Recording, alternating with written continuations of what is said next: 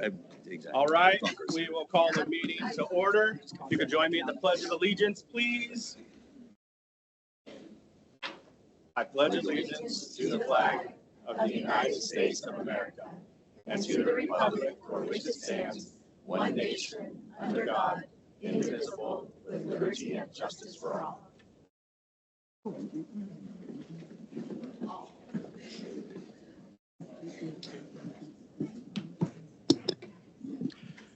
All right, so we will start.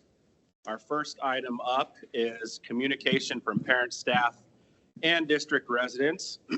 Before we get started, I would like to make an announcement. So due to the local phone outage, those of you who are signed up online, we unfortunately can't get you buzzed in to speak. So if you could please email us your comments, schoolboard@ksd.org. We would appreciate that. And again, we apologize for the technical issues there with the phones. We've been having issues for the last few hours. So, all right, so we'll get started. The Kennewick School District Board of Directors appreciates hearing from the community. At regular board business meetings, the Board of Directors provides an opportunity for communications from parents, staff, and district residents. This time is reserved during the working meetings for the board to listen to comments, input, and information. The board does not respond to comments provided, as the goal is to listen and to learn. Please know the board's silence is neutral. It's neither a signal of agreement nor disagreement with the speaker's remarks. As appropriate, the board will ask the superintendent and her staff to look into any issues raised. Finally, please remember that your words have impact and you, not the school district, are responsible for those words. We caution all speakers that it's possible that your statements could violate the rights of others under various laws. If you are unsure of the legal effects of your remarks, you should seek independent legal advice. In any case, we ask that you help us model for our students what a respectful and inclusive community looks and sounds like. So guidelines. So we have quite a few speakers signed up to speak tonight. So to ensure that we get through everybody that signed up, please, we're going to hold pretty tight to the red light when it comes on for your 2 minutes so we can get through all these speakers tonight. So if you see that red button pop up on the screen, please make sure you wrap up so we can get through everyone. The board president will call your name. Please come to the podium at the front of the room. You will have 2 minutes to address the board. A stoplight will appear on the screen and let you know when to begin, when you have 1 minute remaining, and when your time has ended. Thank you for being here this evening. All right, first up is Linda Johnson.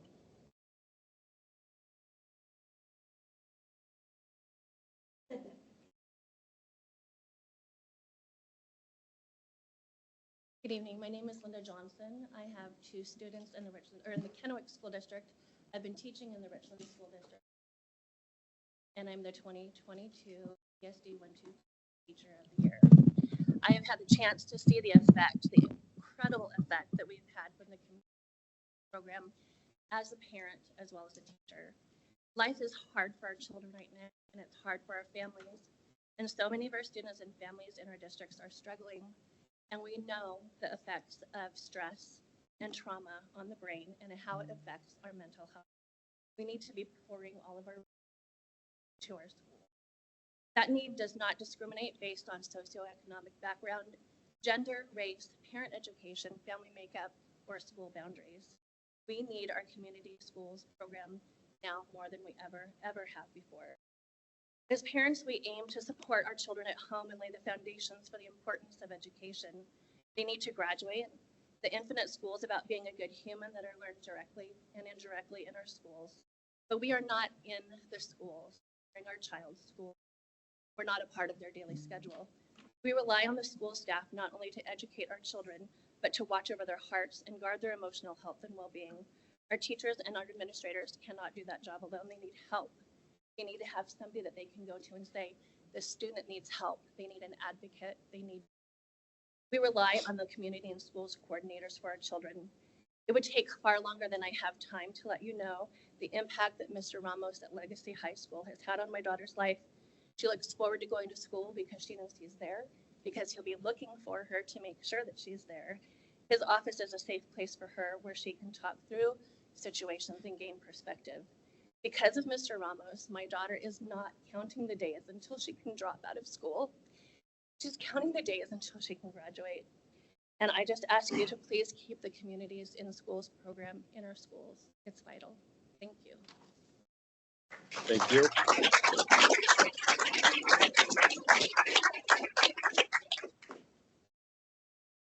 Thank you. Next up is Blair Johnson.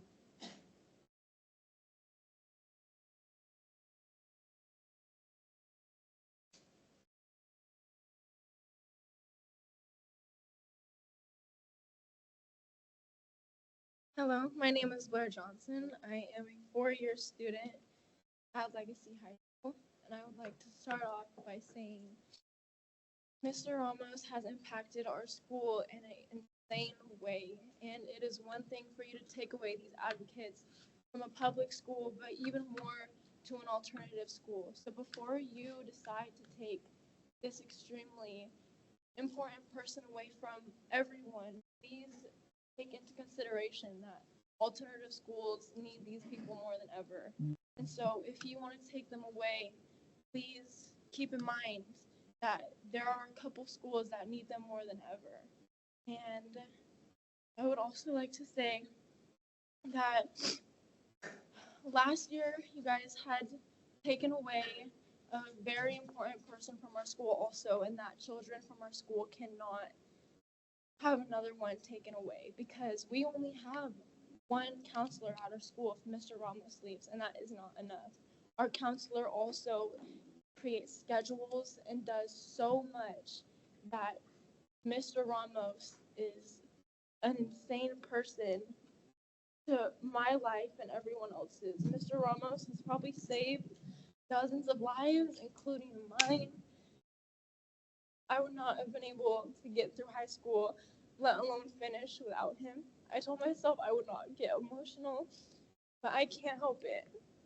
He has played such a crazy role in my life, and I cannot imagine anything without him. This is a man who I see myself inviting to my graduation, and I don't know, he's just too important to lose. So if you're gonna take them away from other people, please second guess taking him away from Legacy High School.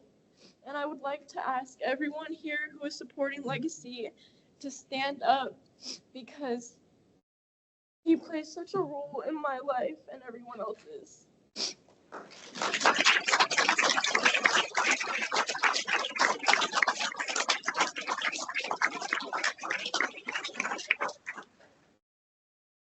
Thank you, Blair.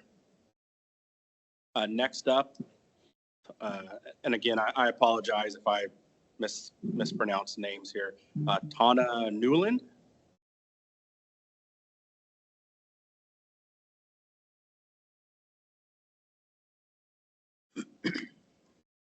That's a hard one to follow. Hello, board members. My name is Tana Newland. I am a maternal grandmother of Leah Newland.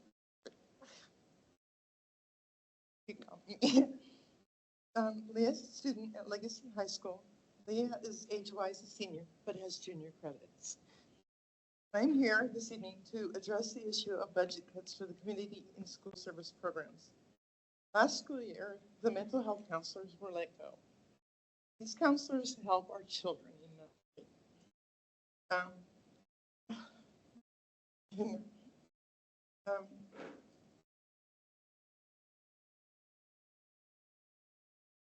sorry, I'm gonna go. The CIS program is essential to the children of all schools, all children. Services that they offer are help low-income families with goods and services, like areas where kids can get school clothes, toiletries, school supplies, household supplies, laundry. These are just some of the many things. Last year, Tyler helped with a school food drive that helped 25 families get Thanksgiving dinners. We happen to have been one of those. If not, we wouldn't have been able to have things. It seems to me that we are taking all mental health and progressive services out of our schools.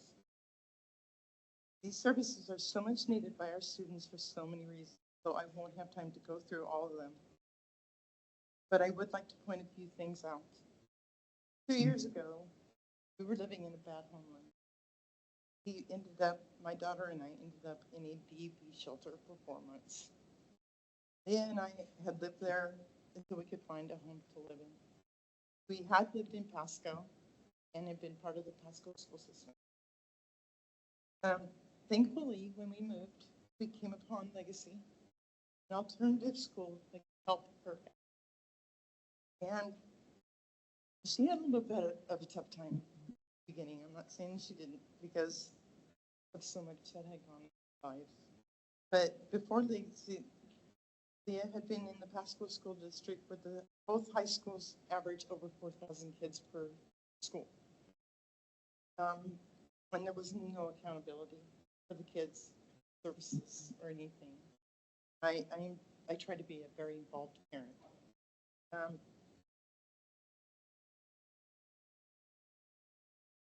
The staff at Legacy has been a great help for Leah and I, especially Tyler Ramos and Jody Overby, who is her IEP. Leah is a special needs child and she takes medication for her disorders. We have a plan in place to help Leah graduate from high school, or she wanted to try for a GED. It might take her a little longer, but that's okay. They've made it possible for her to set personal goals to achieve. And it takes special people to be able to help kids like my child. We as parents need their involvement. I can personally tell you that there are more children that need these kinds of services in the district. And I'm sure that you might be aware of the numbers, but maybe not to a certain degree. Thank you, Ms. Newell, on your time. Thank you.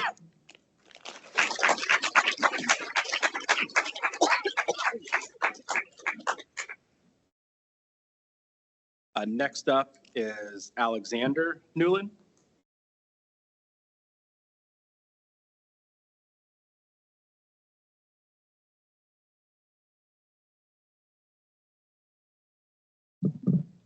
Dear board members, my name is Alex Newland, and I'm writing to express my concerns regarding Mr. Ramos, our CIS coordinator.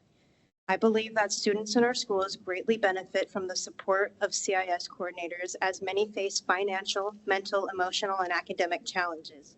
And I am not the only one who feels this way. Would everyone from Legacy please stand? In my personal experience, Mr. Ramos has played a significant role in my success. During my 2 years at Legacy High School, he has supported me both academically and non-academically.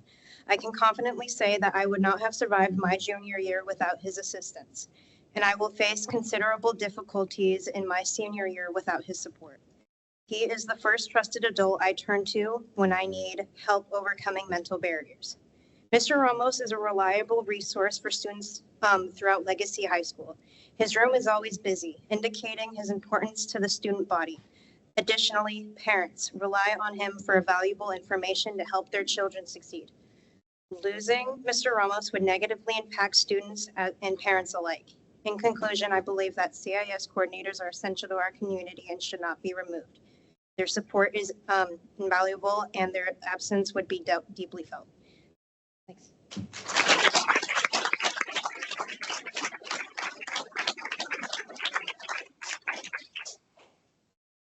Thank you, Alex. Next up, Michelle Holmes.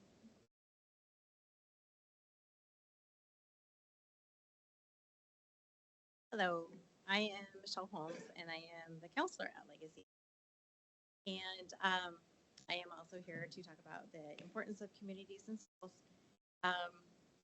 I have been at Legacy for, I think, going on 25 years.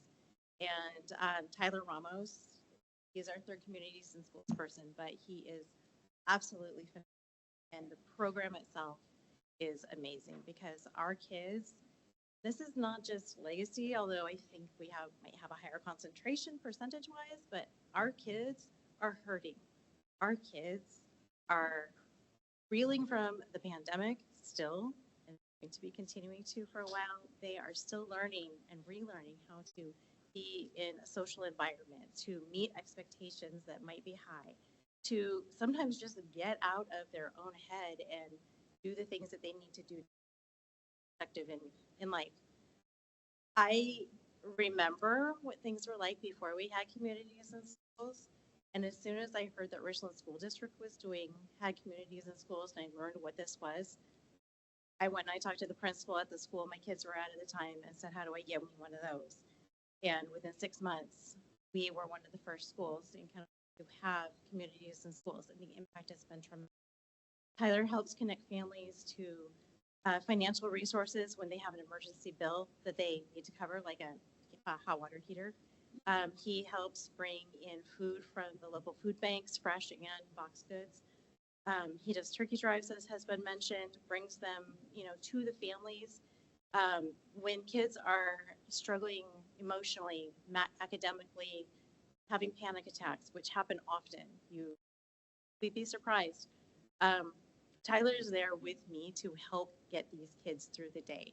I can't imagine going back to doing this without our communities and schools person, because he is such a key element he and the other coordinators are such a key element in these students' success. And I ask you, I beg you, please don't cut this program.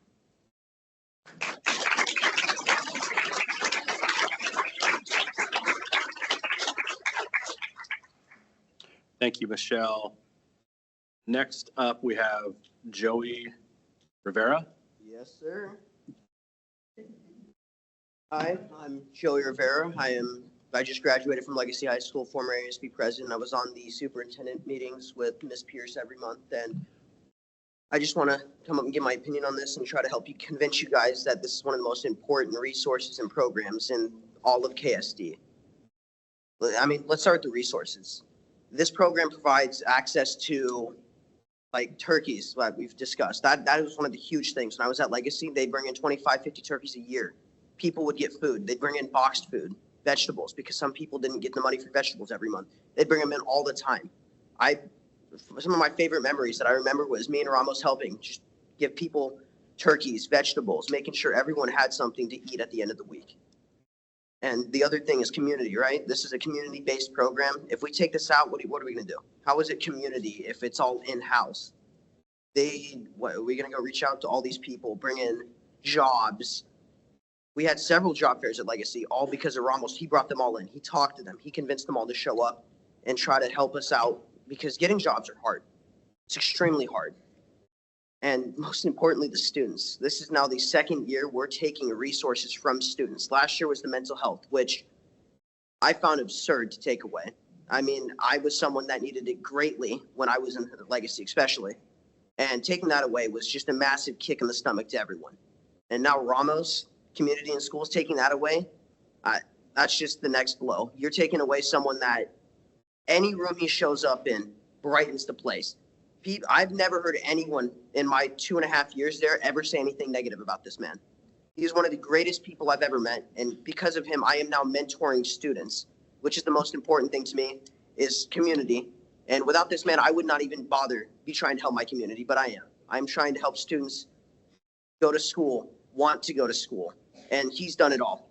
And getting rid of this program is just going to make kids not want to go to school. They're not going to want to do anything. It's just going to ruin school for everyone. But thank you.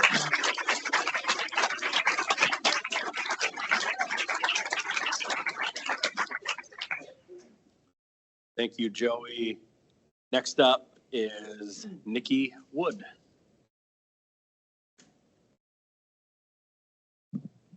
Good evening. My name is Nikki Wood, and I am in my 12th year as the school counselor at Eastgate Elementary, and I am here to speak on my support for the Communities in Schools program. Eastgate is now in our 12th year, or in our 8th year of a partnership with Communities in Schools. One of the greatest strengths of the CIS organization is the partnerships that it has built with agencies within our community and the ability that they have to connect our families and our students with those community agencies. I have been with Eastgate long enough to remember a time when the district hired a family advocate for us, and that person never had the training on community resources or the ability to outreach and connect our families with what they need, as do our community in schools coordinators. I am constantly amazed at the depth and the breadth of knowledge that our current CIS coordinator, Andrena Olguin, has about the resources available in our community. Her ability to meet families where they are without judgment and connect them with what they need in order to be successful is truly inspiring. That support in addressing the barriers that families face positively impacts our students. When family stress is lessened, students are more free to come to school and focus on their learning.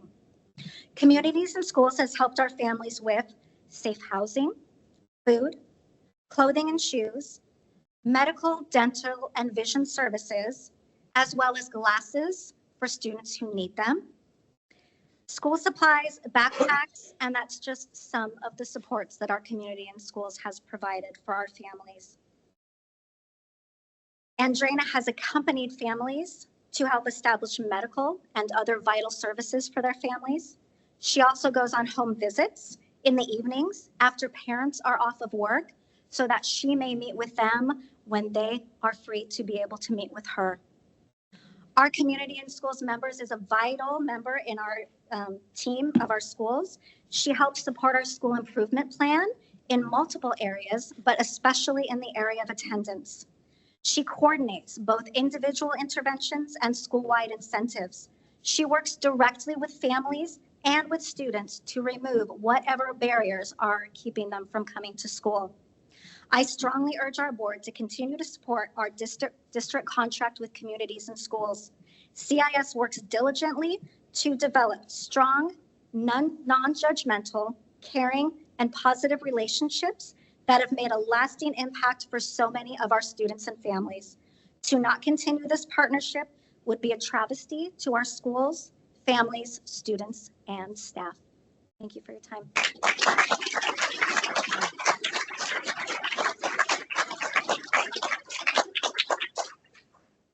Thank you, Nikki. Next up, Michelle Larrabee.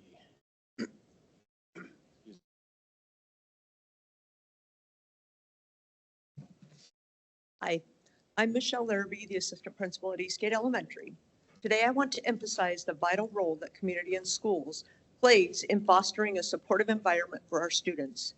Education extends far beyond the classroom, and we must recognize the comprehensive needs that our students need for success. Last Friday, our district provided learning for our staff, and we had the best keynote speaker that we've had in a long time. And I know some of you were there because I saw you there. He had a very touching story for us. If Communities and Schools had been involved back when he was in school, might have been there to support him and his family. Community and Schools believes that every student deserves a fair chance to thrive. Their commitment to attendance support is a key part of this mission. By implementing regular check-ins, recognition programs, they encourage students to engage fully in their education. Proactive approach includes parents supporting with alarm clocks, reminder calls to ensure that families are involved and informed. They also understand that some students face challenges outside of school. Community and Schools supports with home visits, allowing us to connect with families, offering essential resources like shoes, clothing, backpacks, and food. We strive to meet basic needs so that our students can focus on their studies without the burdens of unmet essentials. Additionally, through the programs like Bite to Go and partnerships with Second Harvest, we ensure that no student goes hungry, and housing vouchers provide critical support for families in need, helping them secure stable living conditions. Health is another cornerstone of their efforts. Community and Schools assist with acquiring glasses, hearing aids, ensuring that every student can access the resources they need to learn effectively. They create safe places for students during lunch and recess, offering activities with trusted adults who care about their well-being. For students experiencing transitions, particularly those covered in the McKinney-Vento law, they provide tailored supports to help families navigate these challenges. They are committed to ensuring that every child, regardless of their condition, has access to a quality education. Together with the support of our community, communities and schools can continue to empower our students and families and help them succeed. We at Eastgate are thankful for the dedication and partnership with communities and school in this critical work. Together, we can make a difference in the lives of our children. Let's not take away the support that community and schools has helped our children at Eastgate for the last 8 years. Don't let another Isaac Butts navigate life without the supports. Community and Schools supports KSD in the strategic goals for students. All students are safe, known, and valued. All students are engaged learners, and all students are ready for their future. I hope that you will continue to support the contract with communities and schools, knowing that their resources support and help all Kennewick School District students. Thank you.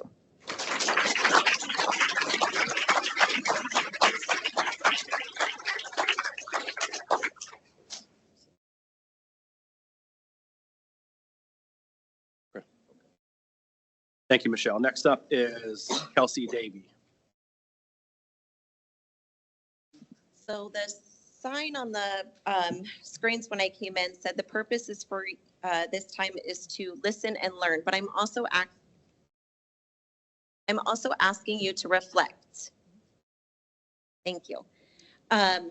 Reflecting is going to be a really important part of this conversation.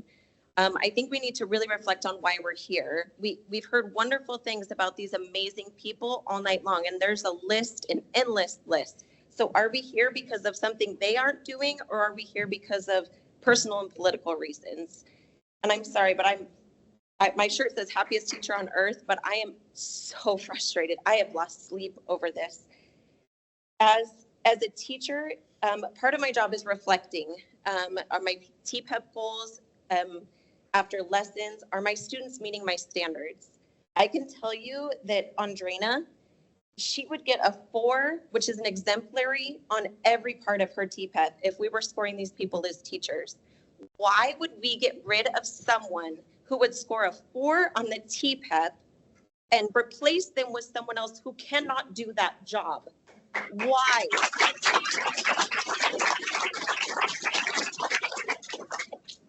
When I reflect on my lessons, I don't say, how do those kids need to be different so they can understand what I'm teaching? I say, how do I change what I am teaching to meet my children? These children that I have at Eastgate are hungry. They don't always have places to go home to. They sometimes have cockroaches in their backpack. And you know what I can do? I can call Andrena and she is there to take care of them. I don't know. I pray that your kids go home, and I am thankful that my kids go home to beds, to clothes, that they don't smell when they come to school the next day. But I cannot say that for all of my kids that are not my biological kids at Eastgate. And for you to take away these services, you are taking away a trusted adult from children who don't always have that. And that makes me sick.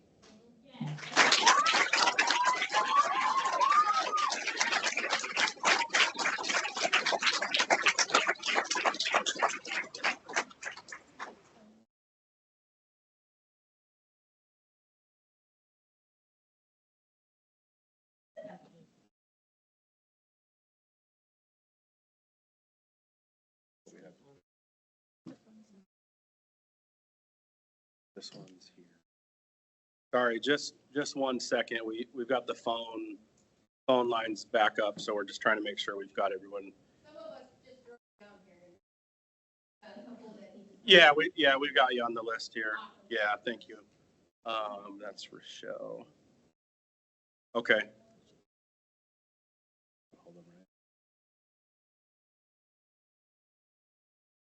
share? Okay. Yeah. Two people. Okay. Okay.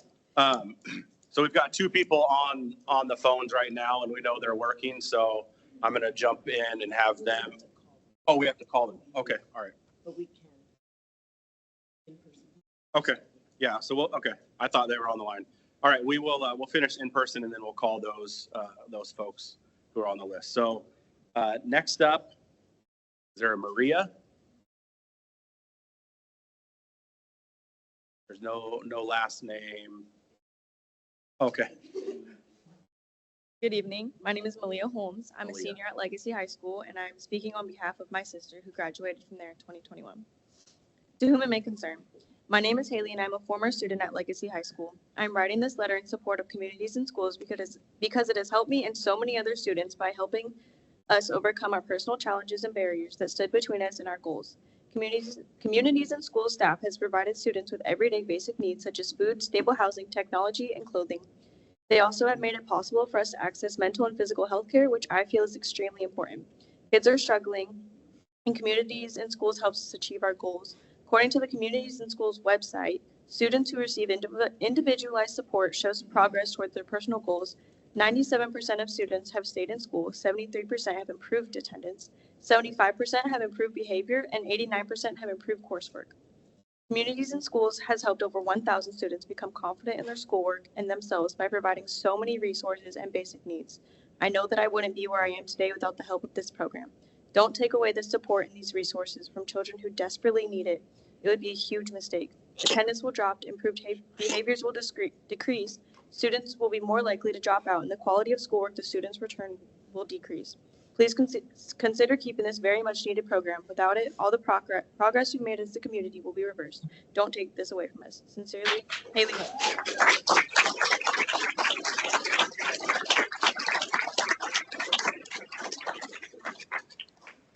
Thank you, Malia, and thank your sister as well. Next up, we have Anita McDaniel.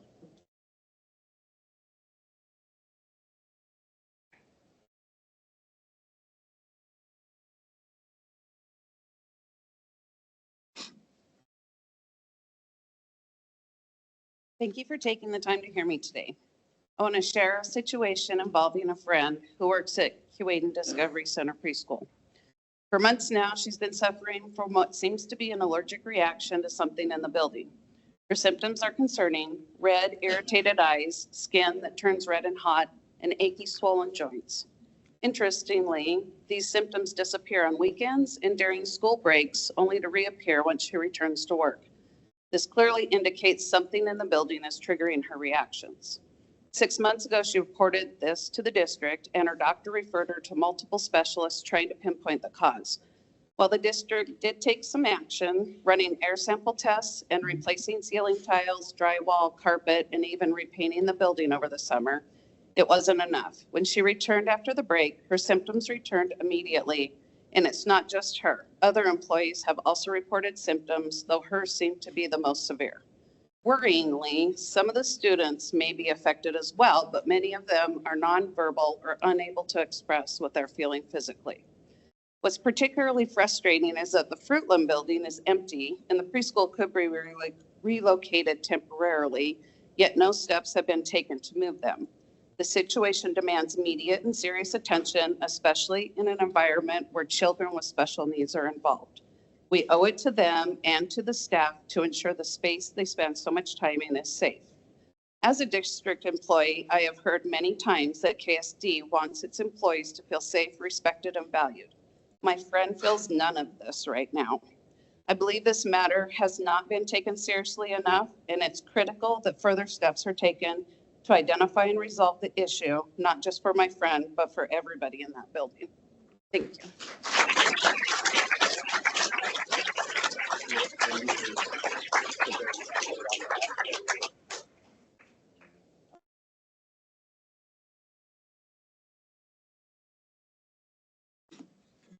Thank you, Anita. Next up, Crystal Gilliam. Oh, did you just sign in to? How about Chris? Same with Chris? Okay.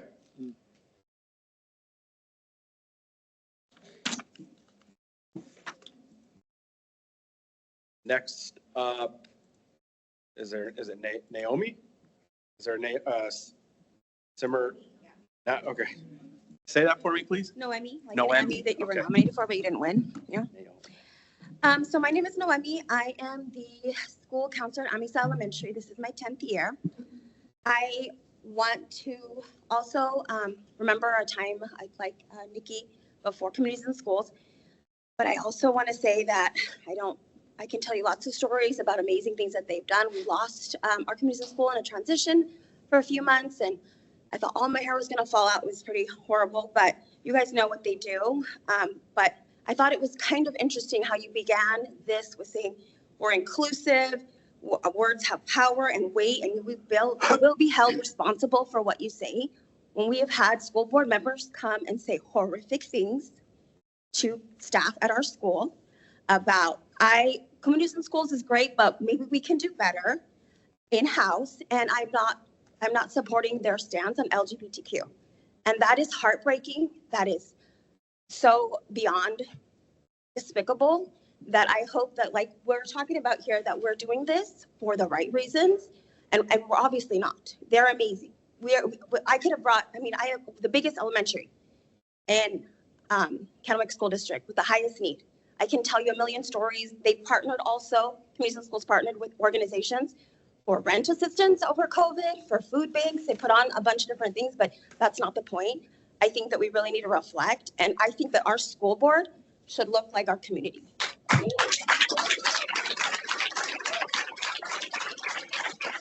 Thank you. Thank you, Noemi. Next up, Judy Fredrickson. Hi, I'm Judy Fredrickson. I was the first site coordinator at Edison Elementary, and I have an email from Mr. Bruce Kennard, who was the first principal, and I reached out to him, and he said to read this email at the board meeting. It was brought to my attention that there is a board proposal to end support for the CIS program across the district. I was told the decision being considered is based on a concern that there's an LGBTQ agenda promoted by CIS. I am a retired former KSD Elementary principal who was instrumental in piloting CIS around 2014 or so. I attended a summer board meeting at the invitation of then Superintendent Dave Bond and was impressed with the possibilities for improving student support that the state program proposed. Later, I was able to hire Judith Fredrickson as a site coordinator at Edison Elementary, where I saw firsthand how she was able to intervene on behalf of students and families to help those who are marginalized in one way or another or facing difficulties becoming successful. Judith coordinated efforts from the community to provide resources to kids and families in need, always with the goal of helping remove barriers to education. Food, clothing, emotional support, connection to medical services, and other needs were researched and addressed as needed. Running a school takes all hands on deck, and sometimes kids present with needs that fall outside the skill set of the school staff. It was at times like those that I was thankful I could refer such situations to Judith, who with her network across the area could come up with options to assist a student or family facing a crisis. When I retired in 2017, I was invited to serve on the Benton Franklin County's board for CIS. In my term as board member, I assisted in helping the program reach more schools as funding became available. I was always proud that Kennewick had been in the lead, welcoming the program into a number of schools. The work being done to help schools fill the vital gap connecting schools with resources in the community. As you consider this decision, please remember that there are students across the district who are more successful because of CIS site coordinators who are standing in the gap for them. I urge you to continue this vital program. On behalf of Kennewick students, staff, and community, thank you for your service as a board and for considering my input. Sincerely, Bruce Kennard, retired elementary principal.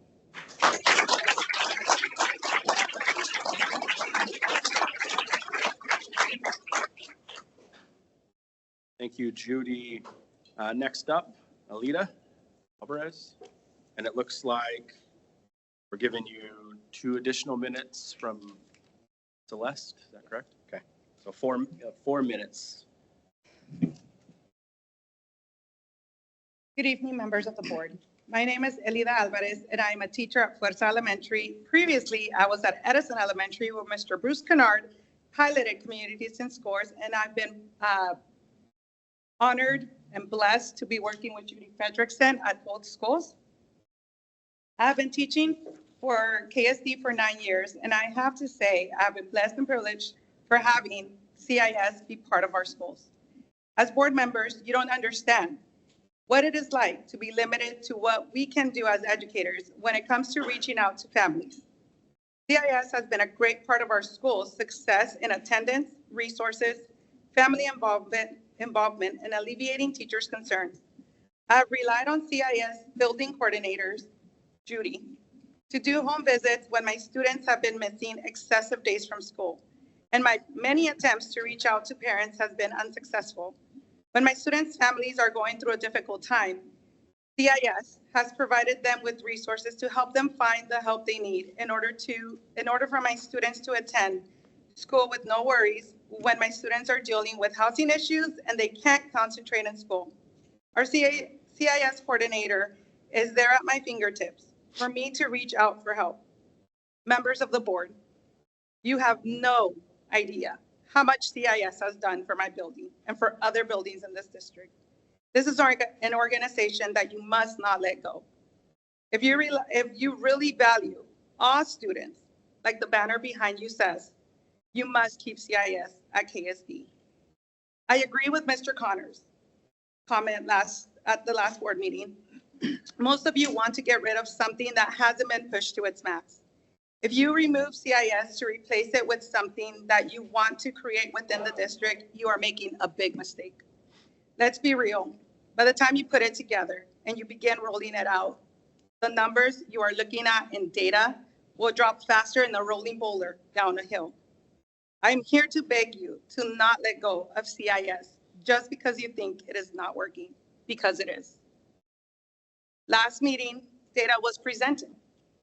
And if you really want to look at the issues as to why we have low numbers and percentage with standardized testing, CIS has nothing to do with that. The real issue is that you are looking at the data the incorrect way. You're not looking at the data the correct way. Why don't you ask the district for the real reason our numbers are decreasing and not moving up?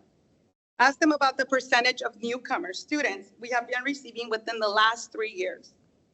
Ask them to share with you how many SLIFE students we have within the district. In case you don't know, SLIFE student stands for Students with Limited or Interrupted Formal Education. Students who are coming into upper grade levels with pre-K or no education at all. Ask them how many of these students must take the ESPA, WIDA, and district exams when they don't understand how to read, write, or do math, or even English at all. That is the real reason for your low numbers, not CIS. CIS has nothing. What has been nothing but the best support for educators we have had. We need CIS. Please don't take it away from us educators and our families. Thank you.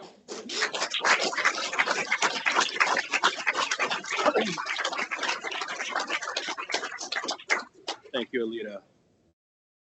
Next, we have Michaela Surgeon. Hi, I'm Michaela Surgeon. I'm a high school graduate as of this last June, and I can wholeheartedly say that I would not have made it without the help of Mr. Ramos. He is such an inspiration, and it is just incredible how he has impacted Legacy High School. From the activities such as basketball and other sports from homeroom was just such an uplifting activity to get people just shaken out and ready to get back to schoolwork. From Wednesday pancakes to motivate people to go to early release school days. And he provides ways to help people work through their struggles and truly become the best version of yourself. I truly can say that I would not be the person that I am today without him. I started out Legacy High School with just skipping all the time and not having a good mindset, working through family problems and everything in between. And he really just gave me a whole new perspective on not only schoolwork, but just mental health, emotional health, overall health.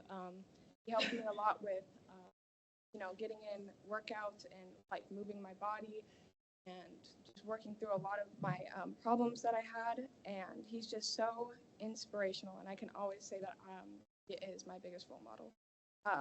It would be truly heartbreaking, and it would be robbing people of their diploma, their overall health, and their full potential. Take him away.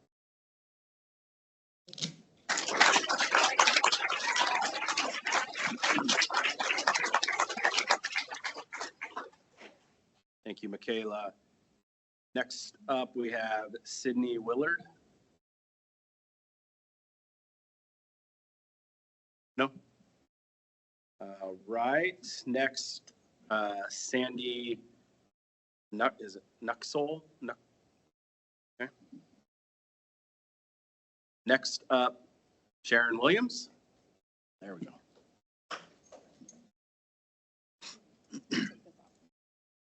Good evening.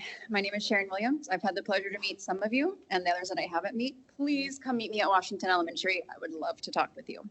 This is my 7th year at Washington, and every year I've been at Washington, I've worked with CIS very, very closely.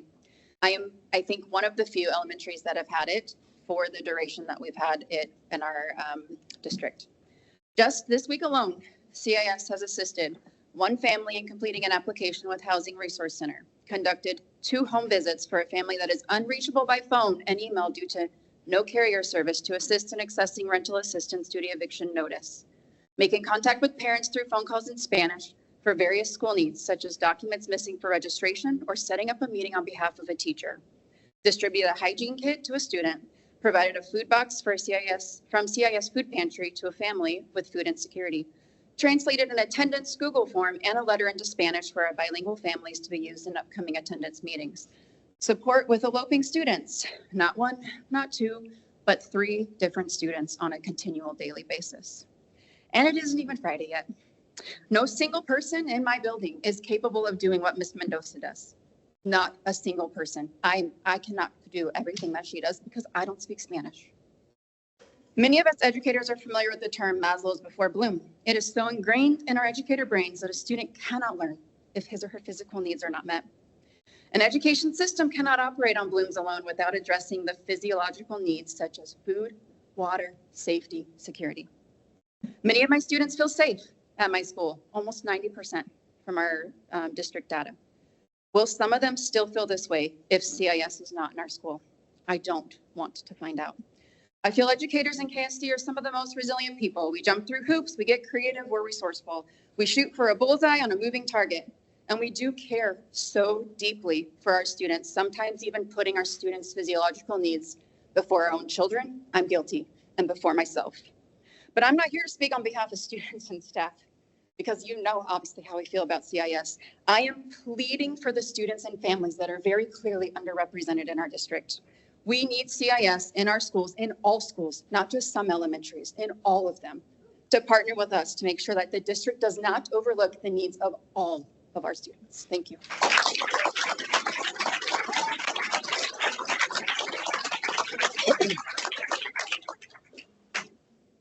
Thank you, Sharon. Next up, Logan. Last name starts with an M. So, Mizraco. Okay. Good evening, board. My name is Logan Mizraca. I am the ASP president at Legacy High School, and I'm here to represent Legacy in the CIS program. I have been enrolled at Legacy for almost a year now, and even though I am brand new to the school, and I can say that the program we all are here for is an absolutely fantastic resource we have at Legacy. And I think taking it away would be ill-minded, to say the least. With it benefiting multiple students daily on needs that a human needs, how would you feel if I told you that you didn't, how would you feel if I told you that you don't have clean clothes in the morning to get to school in? How would you feel if I told you that you don't have enough money to eat that night or that week? I wish I had someone like Mr. Ramos when I was going through transitions in my years of school prior. I didn't go to school for a year because of anxiety. I would have benefited from someone like Ramos back then. And now with all those years behind me and me learning how to be in school again from not attending my first 3 years of high school, Ramos has immensely helped me in this process. I couldn't tell you any reason why not to keep him and this program in KSD. He brightens up the whole room anytime he steps foot into one. Ramos and I share a lot of personal upbringing experiences. He helps us build confidence in ourselves and others. He helps to fight. He fights to help students with anything they need, and thank you.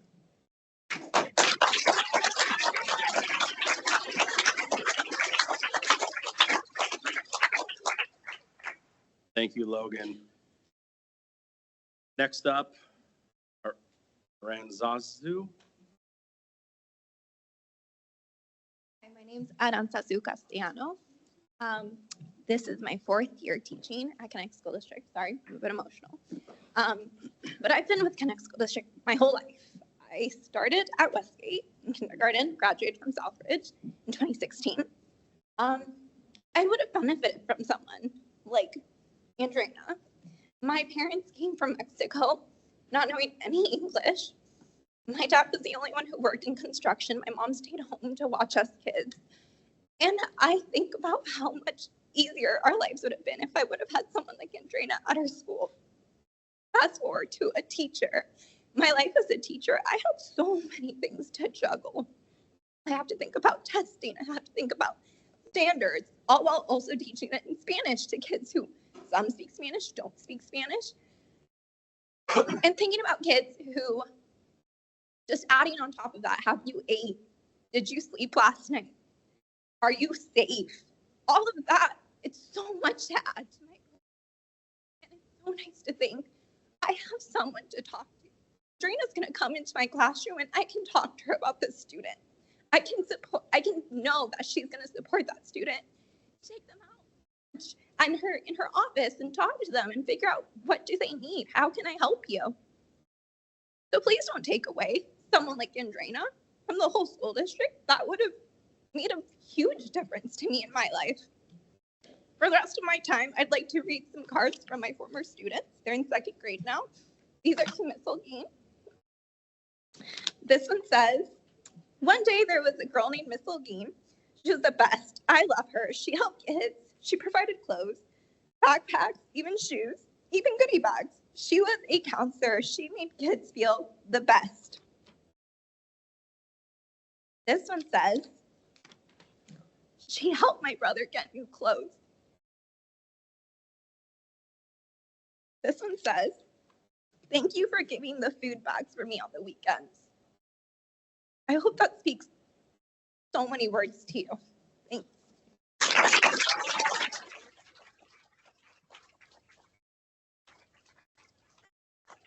Thank you, Aranzazu.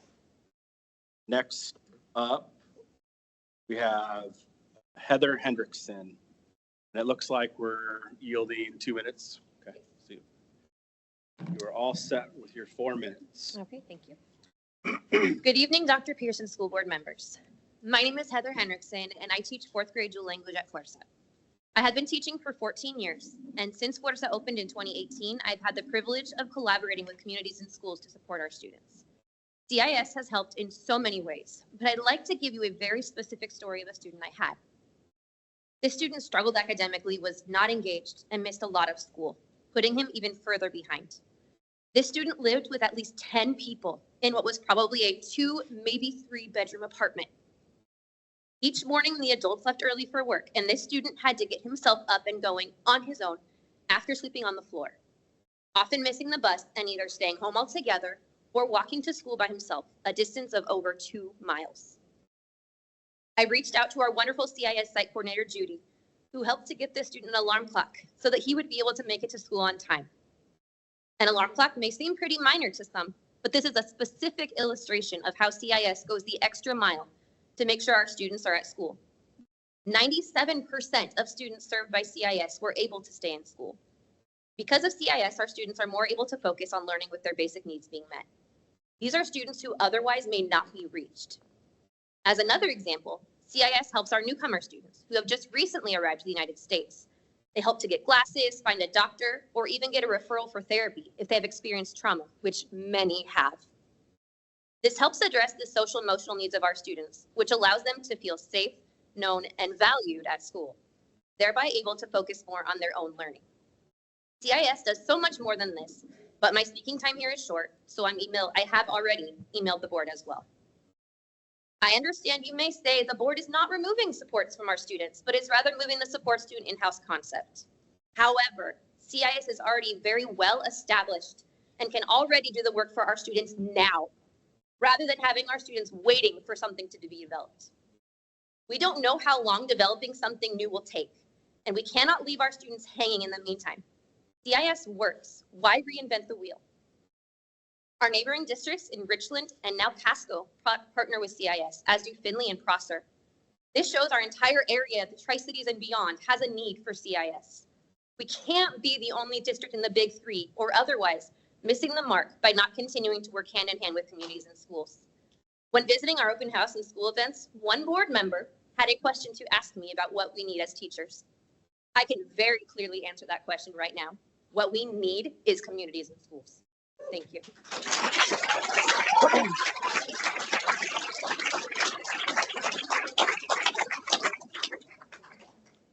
Thank you, Heather.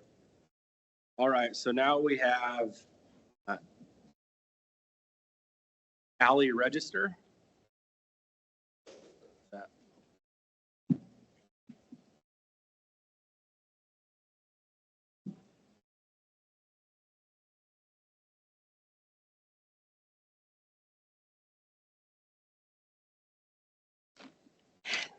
Forgive me for being emotional.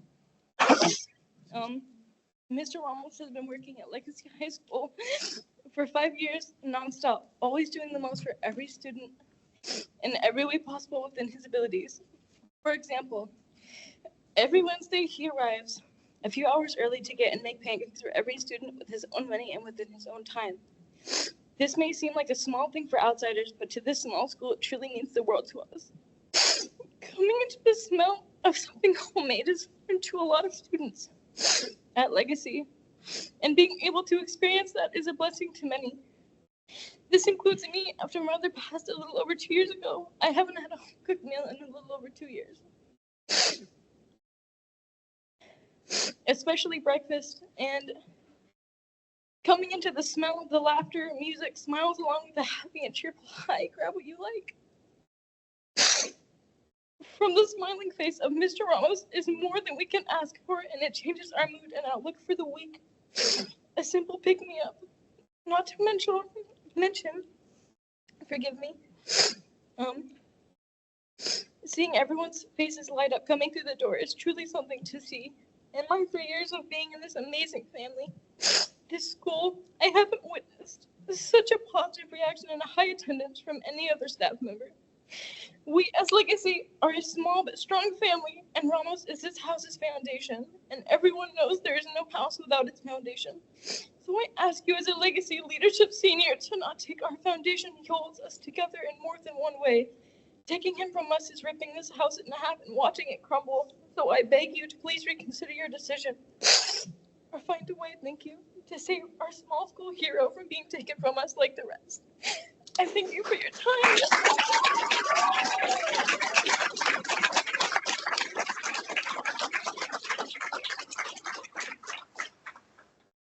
Thank you, Allie. Michael Clark.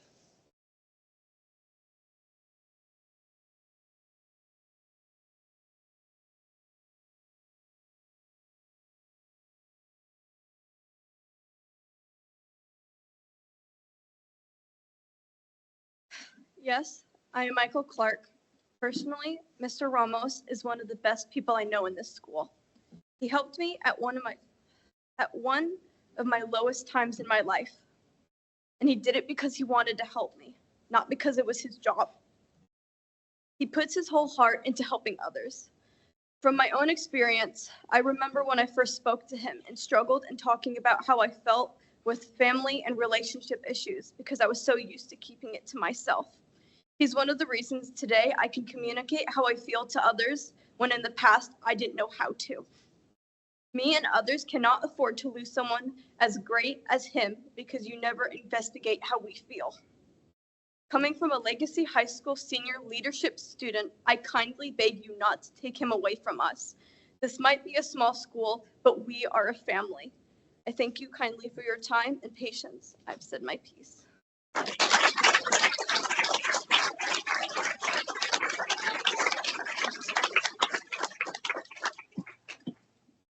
Michael. Excuse me. Next up is Rachel LaBelle.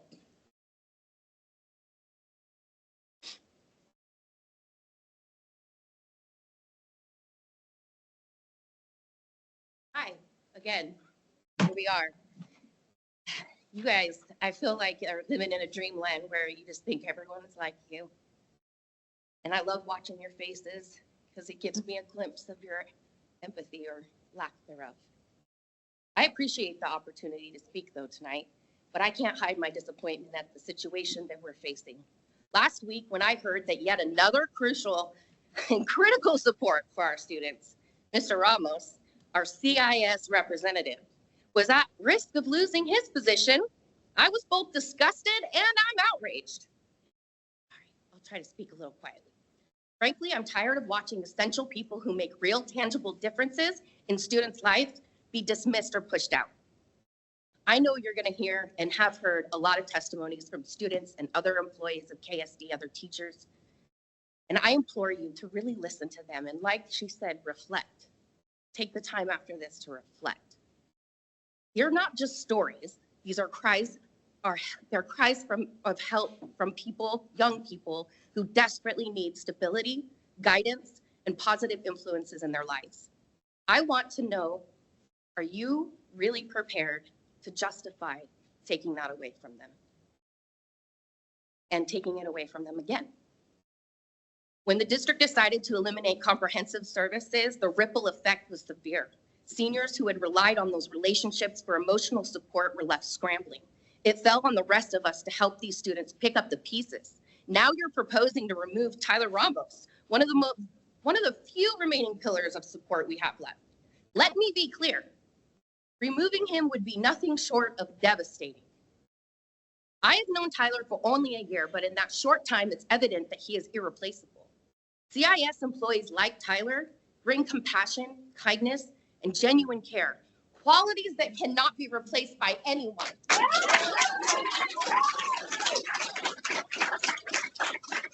His positivity is infectious. His impact on our students is profound. He doesn't just do his job, he lives it.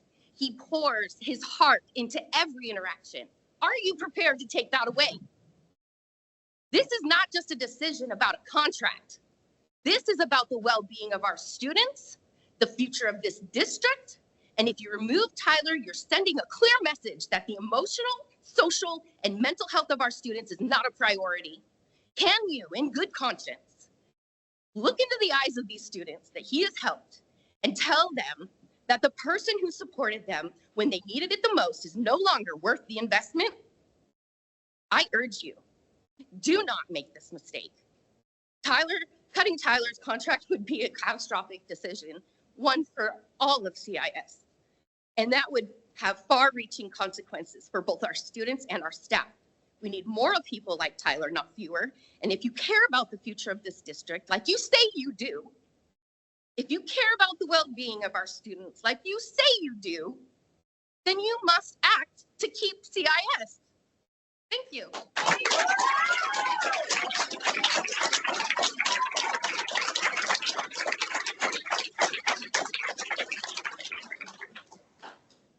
Thank you, Rachel. So we have two that we need to call.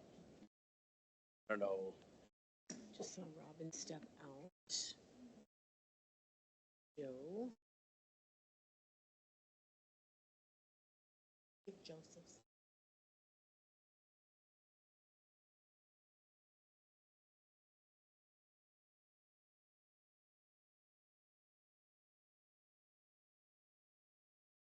There's no one. They're not on. They're not on. Okay. Well, if you were signed up online and you didn't get a chance to get down here and speak, please send us your comments. Again, schoolboard@ksd.org. Sorry. So the other people did. 1 second. Yeah, they were either. Okay. Anybody waiting. Okay. Thank you. That ends our communication from parents, staff, and district residents. We appreciate everyone who spoke everyone who sent us messages. We do appreciate that. So we will move through a couple items here pretty quick. Next up is the consent items. If I can get a motion to approve the consent items. I move that we approve the consent items as presented on the agenda.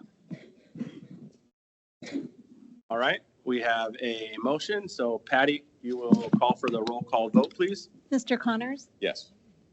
Dr. Miller, Yes. Ms. Gledhill, Yes. Mr. Valentine, Yes. Mr. Galbraith. Yes. Thank you.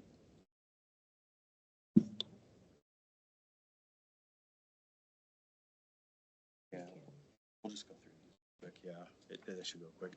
Okay, next up, we have communication follow-up. Dr. Pierce, do you have any? I do. To share? I do. So I just wanted to follow up from the last meeting's communications follow-up regarding the superintendent search timeline and process. So that question had come up, and we followed up on it last week to say that we would get that timeline defined and communicated. Well, last Friday, President Galbraith and I met with Bill Jordan from Northwest Leadership Associates to discuss the timeline and what timeline are other districts looking at and so forth. So Bill suggested a good timeline would be to post the position in October, early October, have it open through the end of the calendar year, and then close it in January.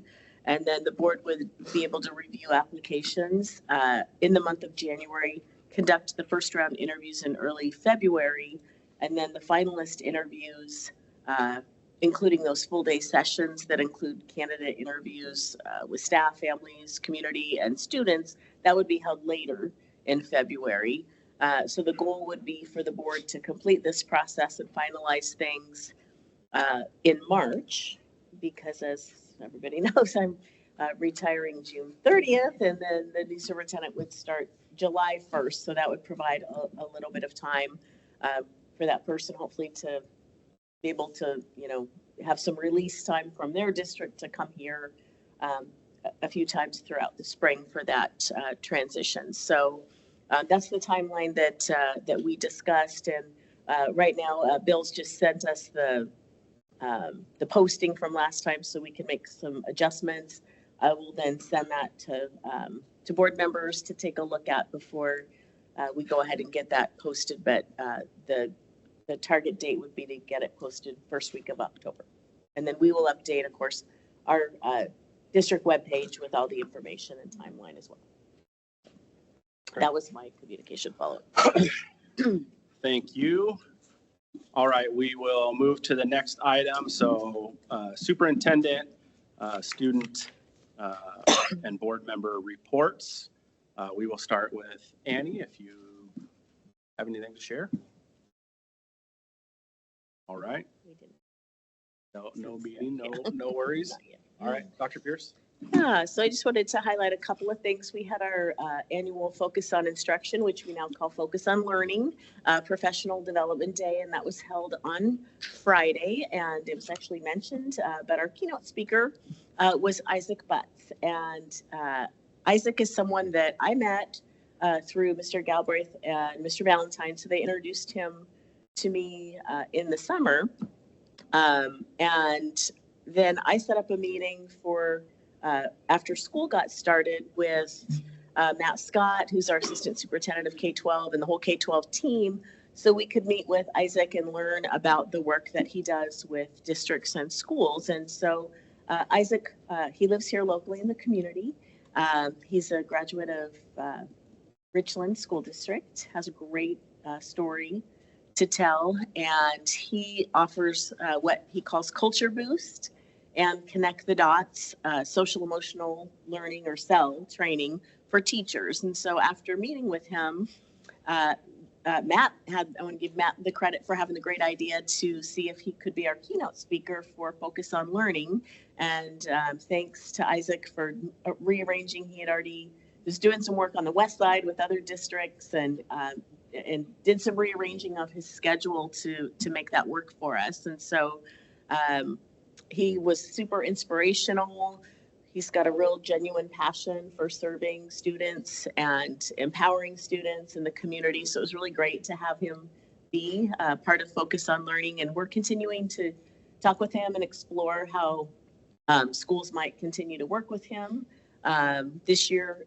Because as you recall, this year, one of our objectives is to take a look at our overall approach to social emotional learning and the efforts that we have going on district-wide. So it was just a great opportunity. I wanted to highlight that and just, again, thank board members, thank my team, and thank Isaac for being here. And Tina, I should mention too, Tina is our Director of Professional Learning. And so she's the one who then reached out to Isaac and made it all happen. So we have a great team and just wanted to highlight that. And then the other piece of information that I wanted to share, and I think I saw him come in here at some point, but I just wanted to officially share that our district legal counsel, Bronson Brown, is going to be officially leaving us later this fall, and he's given us that official notice. So Bronson's been our legal counsel here in the district for 21 years.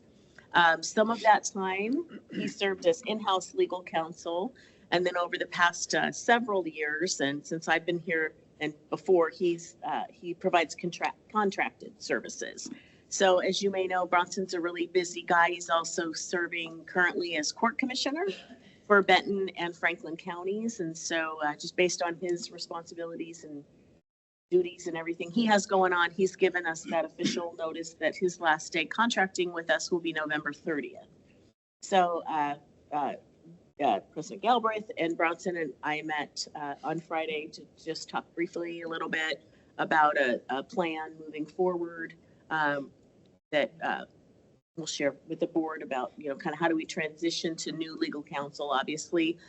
In his letter, Bronson shared that it has been a real pleasure working with you and all the many employees over these past 21 years representing the Kennewick School District. And I just want to publicly say that the feeling is certainly mutual. And we'll be making a plan to, at some point, officially thank Bronson for his service to KSD at a board meeting before he leaves us later this fall. But just wanted to share that official news. Thank you, Dr. Pierce. We'll jump on down there to the end. Mike, any? Really not much. Haven't had a chance to go out and visit schools, but it's on my agenda here in the next couple of weeks. But I really want to take the time to thank everyone for coming out tonight and speaking. It's so important for us to hear your voices and hear your passion. It's important. It's tough to hear sometimes, but it's important to hear. So anyway, thank you very much for everyone making the efforts. I know it's inconvenience. We appreciate it. Great. Thanks, Mike. Dr. Miller? Yeah, it's been a busy last couple of weeks. All with some different school activities.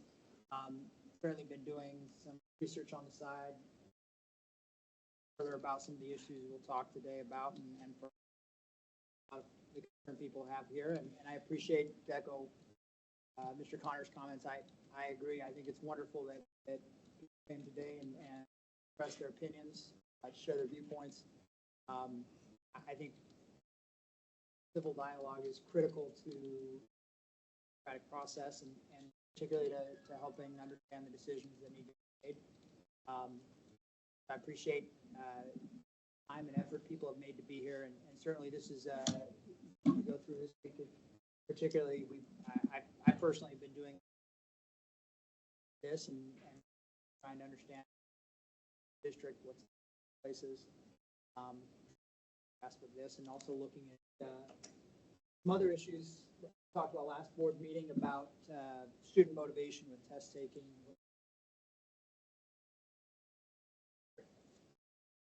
Thank you, Dr. Miller. Yeah, so I'm off to kind of a slow start this school year. I missed the meeting 2 weeks ago because I was out of the country on a trip that had been planned for well over a year, so long before I was ever elected to school board. So I just wanted to put that out there because I had a couple of questions about my well-being, which I appreciate. But no, everything is good. I was just had a previously scheduled trip and actually had a really great time. So, but I was sad to miss that meeting and was grateful that the discussion on communities and schools was moved to tonight's meeting. So just echo what Dr. Miller and what Mike have already shared. Thank you so much for coming out. We know that you all have very busy lives, and we know what it means to take some time out of your evening to come down here to the district office and to meet with us. So thanks for being here. Just a few things to report. I worked hard before I left to get my WASDA positions filled out into the rest of the board so we could have a discussion about that. Also worked hard to get some questions out to communities and schools so that I could be represented at our meeting 2 weeks ago. So a number of the questions that Tracy and the board members asked were my questions, and so I appreciated that Lupe was there to answer those questions for me. And I've had the chance to study up on her responses through the information that Tracy sent and that Lupe sent. Unfortunately, the audio is out on the board meeting from 2 weeks ago, so I wasn't able to listen to it, but I did try. So, but I do feel like I've filled in with the information I needed.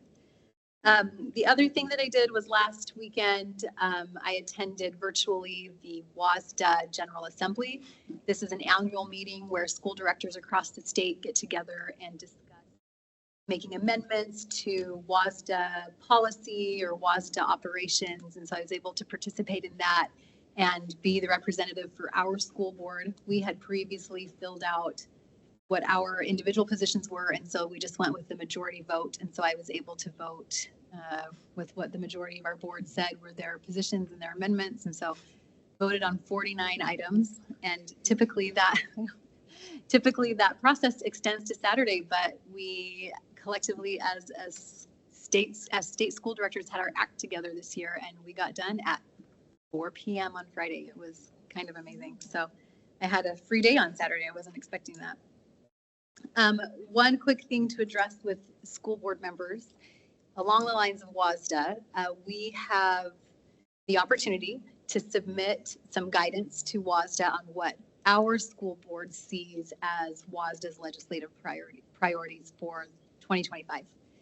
And so that information is due back to WASDA by October 8th, which we meet October 9th. So I propose one of two things. Either we discuss moving our next school board meeting to October 8th so that we can talk about those priorities and then I can get them submitted that night by the deadline. Or alternatively, we can mimic what we did already. I can create a spreadsheet, send out the information to school board members. You can do your own study and then just get back to me on what your priorities are. And then just based on what we submit as our priorities, I can submit those to WASDA. So I'm happy to do it whichever way works for everyone, but that is something that we've got coming up in the next 13, 14 days. Yeah. Now, you may not have heard that. We did that. Oh. Didn't we? No, essentially, we said the 4 priorities at the end of the study session. This is a little different. So what they're asking is there's a list of 100 and yada different positions. So for instance, typically in years past, our number 1 priority we've submitted is fully funding basic education. So it's a list of a lot of that stuff. And it was like what Mike was speaking to at the study session was they're asking for those 10 positions and then they're going to. So we choose 10. Yeah. Okay. And they're going to take that and correlate it with all the other districts, and that's going to be the 10 positions they take. Because we had essentially said 4 or 5 at the end of the last study session. We sat down and said, kind of essentially did that. We said, these are our priorities. And these are actually like numbered. Okay. Well, and they're like, so funding education, right? That's a priority. But yeah. But when you say that, there's probably 12 things in funding alone that are listed on there. So it's like, what do we mean? Okay. Yeah. I'll make sure and do that. So I'm fine with whatever you guys want to do. If you guys want to put them together and have Brittany aggregate that information and submit those, I'm fine with it. If you guys want to move it so we can meet in a board meeting and do it, the spreadsheet. Yeah. I think that would work better than moving the meeting for me. It would be great. I'm happy to do that. Spreadsheet like you guys have done. Yeah, I think that works best. All right. Doing the spreadsheet? Yeah. I think Okay. you've always done the spreadsheet in the past. And then it could still go on the agenda for that. Just as an update. Yeah, to say this is what it was and this is what you submitted. And we won't have it won't be considered a meeting as long as each of us Independently, you're just doing your. Okay. Got it. Okay. You're not discussing it till you. Yeah, we wouldn't discuss, so. Yeah. Can you, just on that note, can you send us last year's sheet that we filled out so we all have kind of a reference of what we. Yeah, because we did kind of a weighted, Yeah. if I'm remembering now, we did a weighted thing, so you can at least just see what it looked like. Yeah, okay. Okay, my turn? Is that, you good, Brittany? Is that it? Yeah. Okay, sorry. Yes, Thank- Micah, you're up. Thank you. I just want to get, since there was a few comments about Isaac Butts, I just want to give maybe, I don't know, a little more background. So actually, he actually has a couple kids in the Kennewick School District himself. He's a great guy. I'm really happy that everybody liked him.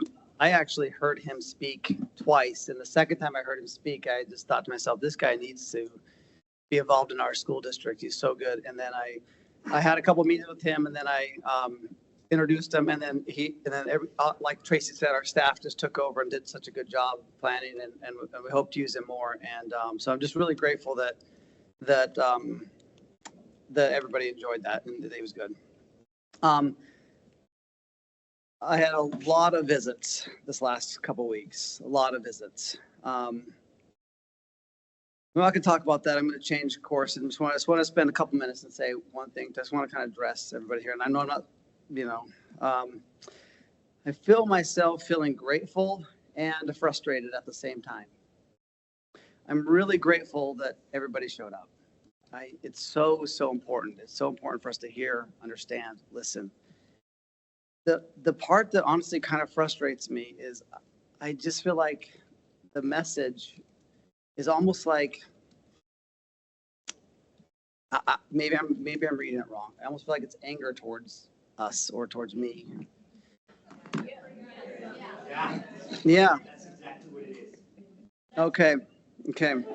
And this is not this is not a two-way conversation, but it's a law, it's a rule. So I just want you guys to know that I'll speak from my perspective. I can't speak on behalf of the board. From my perspective, I feel like we all want the same thing. I feel like we want kids to succeed, kids to have what they need, and kids to have and kids to excel in our system. I feel like we all want that. And I hear so much I keep hearing take away. I don't not see that. That's not my mind frame at all. Nobody's taking away. Like, I know Tyler too. I've been to Pancake Wednesday, right? No part of me wants to take that away. I don't think anybody wants to take that away. That's not part of the thought process at all. If I'm being totally transparent, for me, there's like 3 boxes I need checked. The money, like, does it make sense financially for our district? How good the program is. And the third box, which is important to me, is what messages are we pushing to our kids? And I feel like the money box is checked for me. I feel good about that. Is the program good or not? It's been really tough to really get that information. It's been really hard to decipher that and determine whether it's working. It's hard. Because I know there's a lot of people here, but you got to understand, we hear things on both sides, right? So you're trying to think in how, and we ask for metrics, what are the metrics? How is it working? And we don't get those, right? So it's kind of hard to identify, right? I'm just being transparent and honest. And the third thing is the pushing the social agenda. I really believe that every single kid, regardless of their race, sexual orientation, anything, they should be able to walk through a door and feel 100% loved, regardless of anything. And if I'm just being quite honest, I've heard and I've talked to Lupe, and she's insistent on pushing a social agenda. And for me, I don't know why she can't just let that go and say, I'm not going to do that. And I'm just being transparent and honest. So that's where I'm at. I need those 3 boxes checked. We're working through those. I want every single kid, again, listen, to walk through a door and feel loved and feel accepted, right? And Old comments, please. I think, so I want you to know that every single speaker since I've been on the school board, every single speaker that's ever spoke, I've taken notes. Every single one. And I feel like I could explain the other point of view as good as anybody. And I just hope that you could do the same. And I welcome anybody, if you want to sit down, have coffee or lunch, I welcome that discussion. We can talk things through, because I think that the dialogue, the honest dialogue, where we're listening, understanding, communicating, I think that's really important, which is why I feel grateful that so many people showed up tonight. So with that, I yield my time. Thank you, Micah. I'll just add, I mean, just like everybody else, I appreciate everybody who wrote in, who came and spoke today. And we'll obviously get into that discussion here shortly. I did attend the Focus on Learning where Isaac spoke. I thought it was fantastic. He did a great job. And after that, I asked quite a bit different teachers and folks who were there what they thought. And I think it's to echo once Michelle, that he was great. And so I'm glad we could connect on that. And then, of course, I met with Dr. Pierce and Bronson and Bill in a different meeting to discuss some things we had going on there. And I think we got some good info from that. So that's all that I have. So we will move on. Next topic is our unfinished business. That's the Family Navigator Program and Communities in Schools.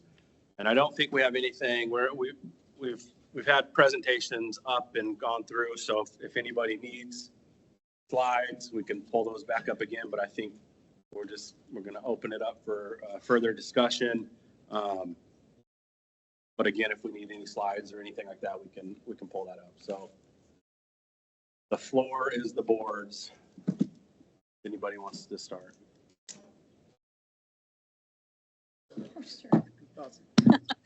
Dr. Miller just turns to me and says, well, you missed the last meeting, so why don't you be the one to start? Like, that makes sense, right? Probably where I want to start is just by saying that I think how long have I been a sworn in board member? In December, it will be 1 year. So I don't know, take the summer off. I've got maybe 6 months underneath me, not a whole lot of experience. In those 6 months, Micah and I, our score going against each other, if you want to put it that way, we might be at 50% of the time we agree, maybe. I don't know. We don't see eye to eye on everything. And we've already talked just very briefly when we sat down that we're probably not on the same side tonight. But what he just did was incredibly brave. Hold your comments. Listen, I can sit up here and I'm a pleasant person and I'm happy, but I will, if there's a fight, I'll step up to it. So listen, what he just did was incredibly brave. He sat here and he was vulnerable and he was honest and he sat there while people snickered at him and jeered at him. He's being authentic and honest with what his view is. And I would challenge you, if you're on the side of pleading for inclusivity, and if you're on the side of trying to understand and welcome everybody, maybe there's an opportunity tonight to do that for him and to see where he's coming from. Because that was very brave. So as far as my thoughts on communities and schools goes, because I wasn't able to be at the meeting last time, I did a lot of front work to kind of prepare for it. Like I said in my comments, I listened to the two presentations that we had. I think it was October 25th and November 8th of 2023 was when communities and schools came to present. And I went through and like I said, I took copious notes from those notes that I took. I submitted questions to the board, and I also submitted questions to Kennewick School District saying, hey, here's what Communities and Schools provides for us. how are we prepared? If we're serious about taking this in-house, are we prepared to address these items that Communities in Schools provides for us? So I had questions on both sides. I will say, and this is something that has been, I think that is a critique from, anyway, Mike is not wrong that there wasn't great information before. The information that we got last meeting, I wasn't there, but Lupe made a concerted effort to meet with me this week. She and I met yesterday morning. The information that she gave me yesterday was incredible. And it is exactly what my understanding is the board had been asking for all along. Now, remember, my history only starts in December. So my history starts after the fact. But my understanding is that board members had been asking for the type of information we got 2 weeks ago for a while.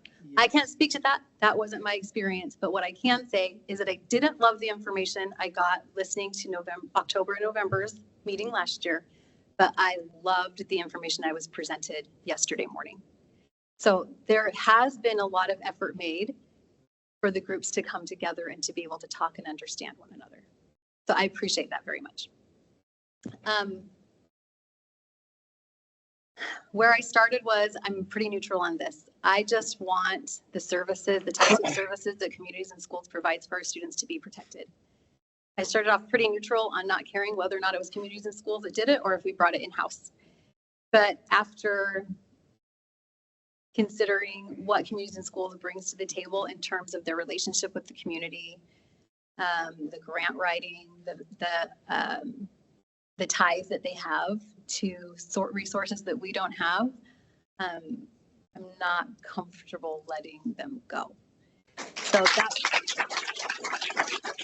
you guys, I am 1 vote out of 5, but that's where I sit currently. Anyway, I don't know if that's enough to get a conversation started, but. No, that's definitely enough to get started. I mean, I can go next if anybody else wants to go. Okay, so how did we get here? I think that came up once or twice, and I've learned more in the last 2 weeks about Communities in Schools than I've learned in 3 years asking for information as a board member. And so it wasn't until recently when, based on the information we had, learning that other districts have a program in-house to do these type of things, that was the avenue to look at. Last board meeting, some of you were here, and I think some of you grabbed these. We got these sheets, front, back, color, side to side, everything you need on it to know what a CIS coordinator does in school. That's the question we were asking. What are we doing in schools? How do we know whether or not this program, we're getting the return for this program that we need from the financial aspect? Up until 2 weeks ago, this is what we got. 3 pie charts with the number of case managed students, the percent who are meeting goal in academics, attendance, and behavior. That's a significant difference in information. And I think for those of you that were here last week, that sat through the study session, you probably would remember that all of us sitting down there were somewhat in awe about the information presented, because it's never been shared like that to us in a board meeting. And we've been asking for that for 3 years. In those 2 weeks, now we've had numerous emails, we have had numerous speakers sharing all these wonderful things that happen with CIS and all this great stuff. And again, the whole discussion stemmed around not removing the resources, rather, is there feasibility for us to do it as a district versus CIS? That was the question. And that's because for 3 years, this is the information we were constantly given. That you cannot make a good decision with this information. I think everyone would agree that this provides nothing. I think everyone would agree that this is the information that gives you what you need to make a reasonable decision, right? So up until 2 weeks ago, we didn't have this information. Grant writing, those things, That was never shared. It was, we've given out 17,000 individual items, and we, you know, obviously everybody I think heard about Pancake Wednesday because that's a huge hit, but those are just some of the, I guess, basic things that were shared, not all the other stuff. And so that's where my frustration has been over the course of the few years, is not fully understanding the program. So I am thankful that finally we got the information we've been asking for. I'm thankful that everybody here was willing to come and share their perspective and those things that we do. The only, I guess, somewhat frustration in this process for me is just getting like my constant response to emails that were coming in where people essentially saying we were like removing this program when that was not the discussion. The discussion was, can we feasibly mirror this program, keep the resources? And we hadn't obviously even fully got to that discussion yet at this point. And so that's where I'll leave it for now. I'll turn the floor over to any others who want to share. But again, that's where I'm at. The lack of information that we received from the leadership at CIS has been zero until 2 weeks ago. Who's up? Anyone? Josh. Yeah, first of all, I think, to be clear, the intention has never been, at least on my part, I can only speak for me. The intention has never been to get rid of programs for these students. In fact, quite the opposite. The concern is when CIS was coming in and basically saying, again, I've listened to those presentations several times, making sure I didn't miss things, because it was a very limited presentation where, you know, their example of what they do was to provide donuts. And not to say donuts aren't great, but if that's what you're saying, we're spending $700,000 on, you start to say, wait a second, there's got to be something more there. And when we'd ask for questions, when the board asked for further information or more data, it wasn't provided. And so I think a lot of the frustration came from saying, wait a second, are we getting, what are we getting here? We keep asking, and the difficulty here is CIS is a third party. They're essentially, they're not obligated to give us, we're essentially a customer, and we come to them and say, hey, we're looking for your services. And do they have to give us information? No, but usually for your customer, you usually want to keep your customer engaged and keep your customer knowing how valuable your services are and keeping them involved. And so I think, as expressed, Community Schools did a very poor job of expressing what it was they did. That doesn't go on the student coordinators. That's not their job is to get in the schools. Unfortunately, the presentations, which are very limited, we get, you know, these people get 15 different organizations, will get 15 minutes to talk to us. And we ask, I mean, I'll usually send during my when we do these presentations, often I'll send a list of questions. And so they're already trying to answer some of the questions. And unfortunately, for the second one, I had already been elected, and I tried to forward some of those questions. I wasn't sworn in yet, but I tried to forward some of the questions saying, hey, here's some of my interests. Here are the things I need to get answers for. And those questions were largely overlooked. And so an organization, our job as a board is to provide oversight and make sure that to the best of our ability. I mean, this is a huge district. We've got 20,000 kids. We've got a budget of well over $300 million. We want to make sure that we're doing our best to use that money. And to be quite honest, as I expressed last meeting, I'm okay spending more on this issue because this issue is a big issue. To me, this is where you can make a huge difference in the lives of kids, in the trajectory of kids that are struggling, because yes, these kids, if we can make sure the kids have food, make sure they're coming, we can change the trajectory of kids' lives dramatically, more so than we can do in a lot of other areas of education. So when we talk about scores, remember, scores are numbers, but really there's kids behind those numbers. And when we talk about those numbers, it's saying, how can we get to change kids' lives? And that's what I'm looking at. And so when we said, you know, we can't get the information we need. We can't seem to get the information we want. Maybe we need to look at doing this in-house. Now, it's pretty frustrating to me that in order to get the answers, we had to threaten to cut the contract.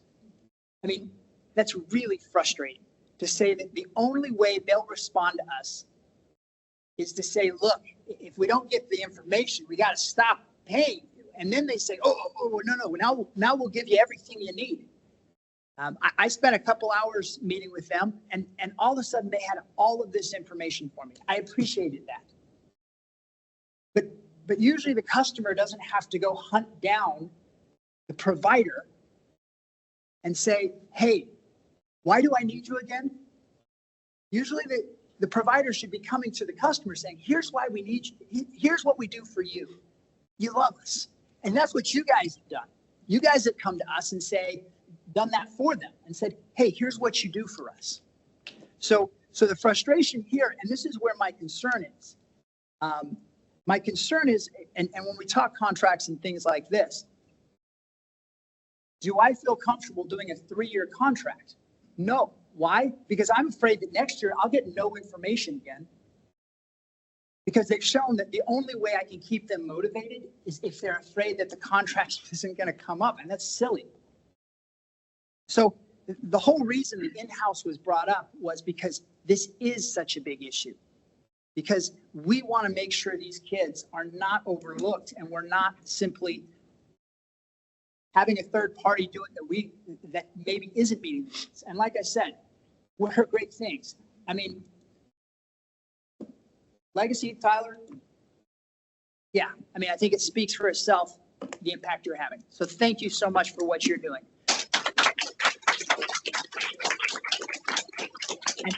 And quite frankly, whether it's CIS or some other organization, you're someone we would not want to leave or lose within the district. You're committed to the kids. You're exactly what we need.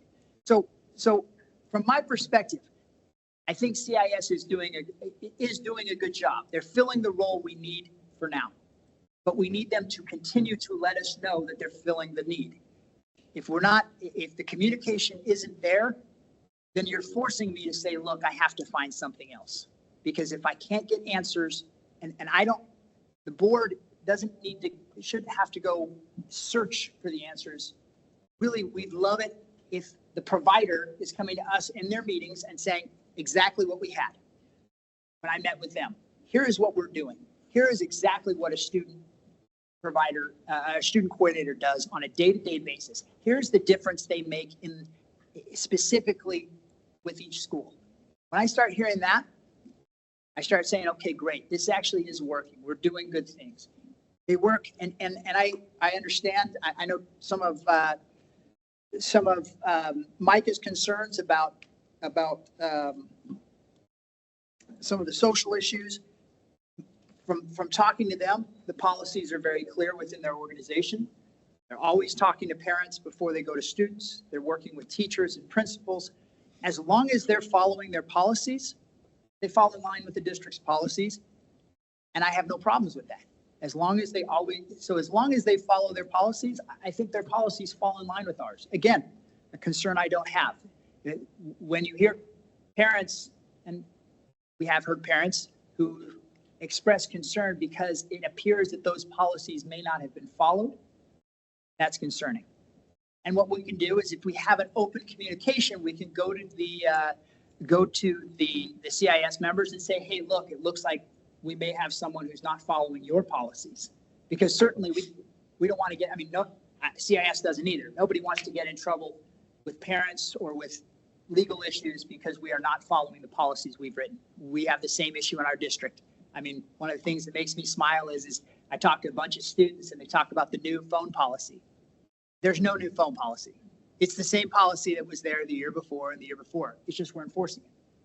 So again, we just need to make sure that the policies we have are enforcing it. I think if we do that, a lot of the social issues, not social issues.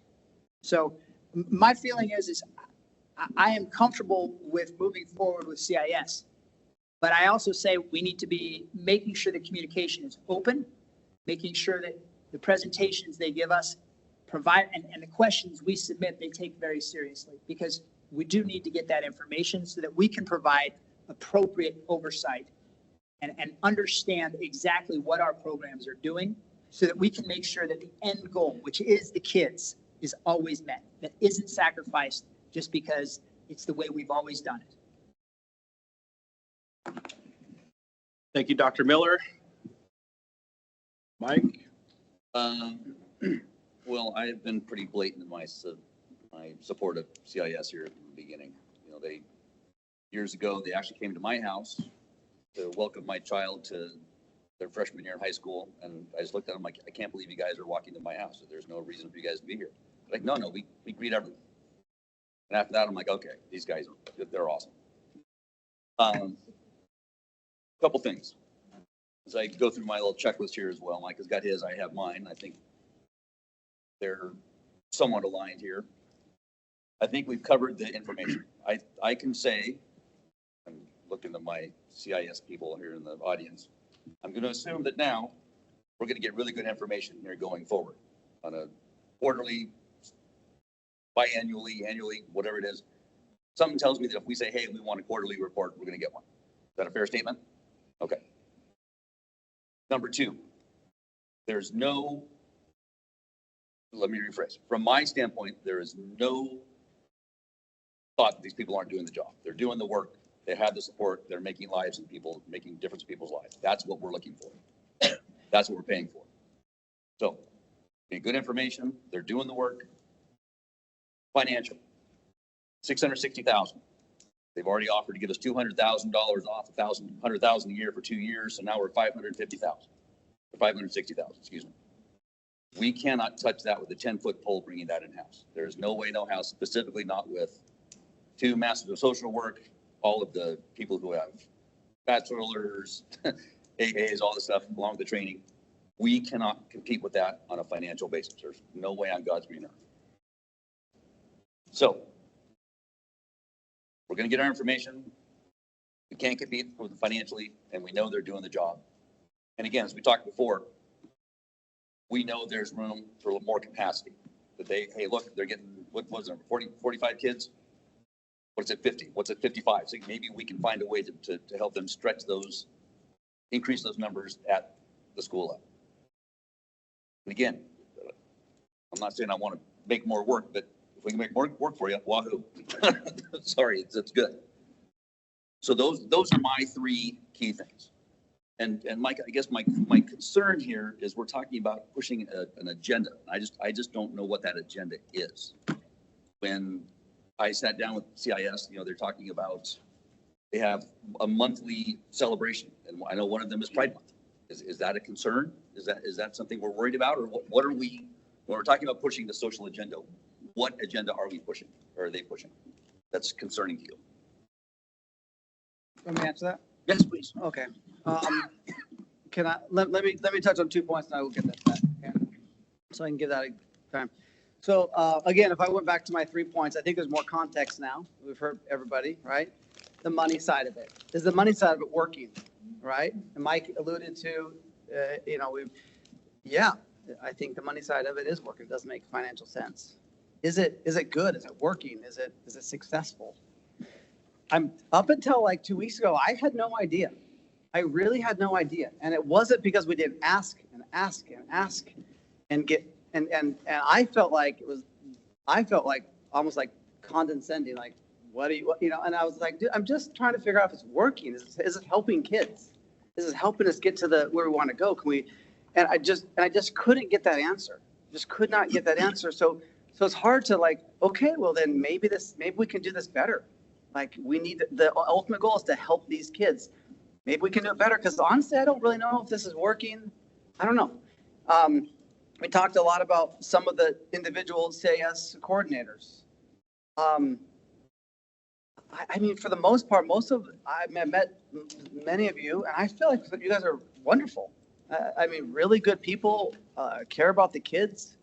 You know, like I feel like if we did move it in-house, we'd probably knock down Tyler's door and like, dude, we got to have you, you know, I mean, so I don't feel, so that's why I don't feel like the idea of being of losing things. I don't really feel like that's the thing. I feel like if anything, I was hoping to make it better, make it like help more people and improve it, right? And potentially using a lot of the same people.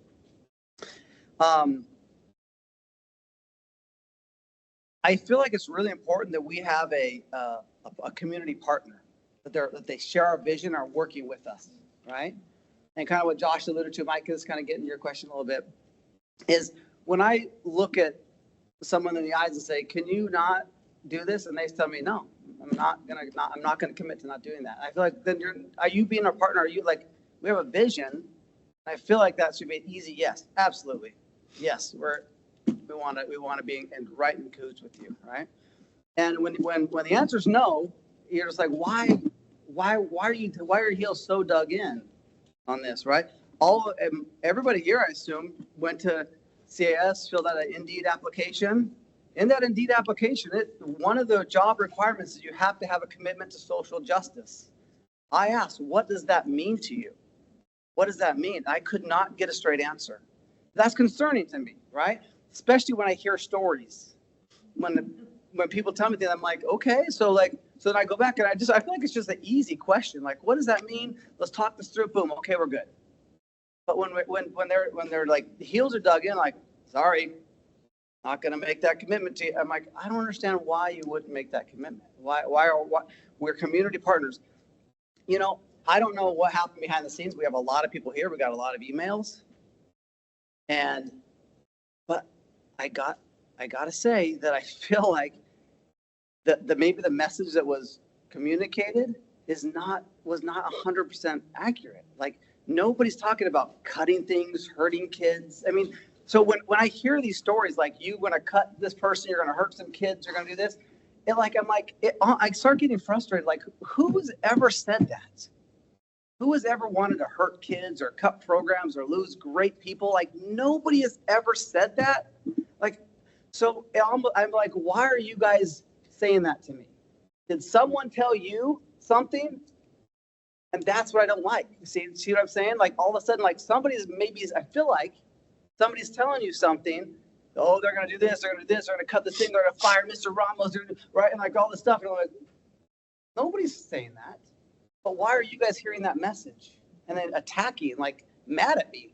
Like, nobody wants to cut anything like that. Like, so this is my issue, right? Does that feel like a community partner working with us? Or do I feel like I'm fighting with somebody? And I don't want to be fighting with somebody. I'm not mad. I'm not angry. I want to help kids. I want to help people. I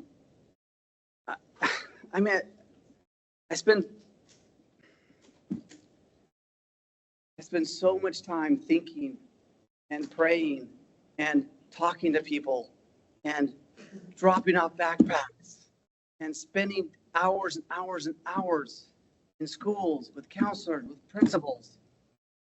I don't do that because I hate kids. I just don't. And many of you have seen me in your schools, and it's not because I hate anybody. I want these kids to do awesome. I want them to love our country. I want them to have the skills necessary and graduate high school having the skills to achieve great things and having a belief system deep embedded in them that they can do great things. So I'm it's very important to me, the message that these kids get communicated to. I just want to feel comfortable. And again, I feel like most of I don't know all of you, so I can't say for sure all of you, but I feel like most of you guys I met are really, really wonderful. I mean that. But I just want to hear that reassurance from the top. Then yeah, Micah, I got you. You're our customer. Let's support you. Let's give you information. I don't want to say like, hey, can we do this? And I don't get an answer. How about this? And I don't get an answer. How about this? No, I'm not going to commit to that. I'm like, are we fighting? Are we fighting? Because I feel like we should be on the same team here, right? So I just feel like I need to get my questions answered, right? I feel like I've been trying to have meetings for a long time. That's my opinion, and I don't feel like that's been reciprocated. Brittany mentioned that Lupe reached out really hard to meet with you, didn't she? She didn't do that to me. I just want to have an honest conversation. I want to look people in the eyes. I want to get an answer. I want to feel comfortable. And that's what I'm supposed to do, right? I'm supposed to feel comfortable with it. So I say, yeah, okay, I feel good about this. So I'm going to go ahead with this. I'm just not quite there yet. I'm not saying I won't be there, but I just have questions I need answers to. I want to have an honest dialogue, a conversation, and I think that that's fair. That's all I have to say. So again, but so is it the social justice on their deals you're concerned, or what's? Yeah. I'm still trying to figure out what we're worried about. I am worried about that. Yeah. I am worried about pushing a social agenda. I don't think the school should be about any kind of social agenda. I think that we should show up to learn math, reading, and writing. I think parents should feel comfortable regardless of what they are to send their kids to school and feel really comfortable knowing the kids are going back learning math, reading, and writing. Also, all the social things that they can teach at home. I don't care what they're taught.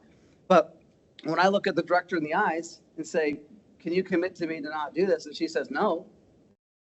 I'm like, why can't you commit that? Why can't you commit to? Okay, but here's the thing, that you're asking her unilaterally to make a change. That is not your place to unilaterally ask. So, hold on.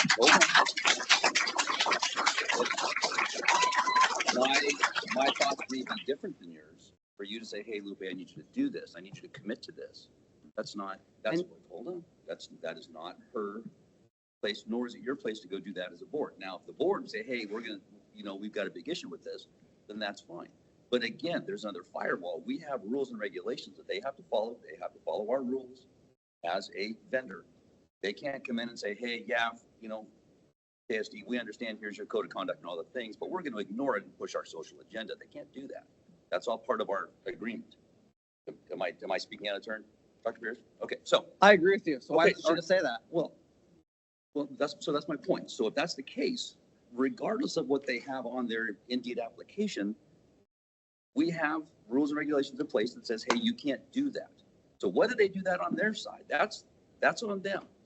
They have to follow the rules that we set to come work in our schools. So if that's the case, Lupe doesn't have the right to do that, nor can Lupe say, hey, I'm a local director, but I'm going to now change the hiring practices of the company that pays my bills. They can't do that. No more than someone that works for me is going to come change some of my policies.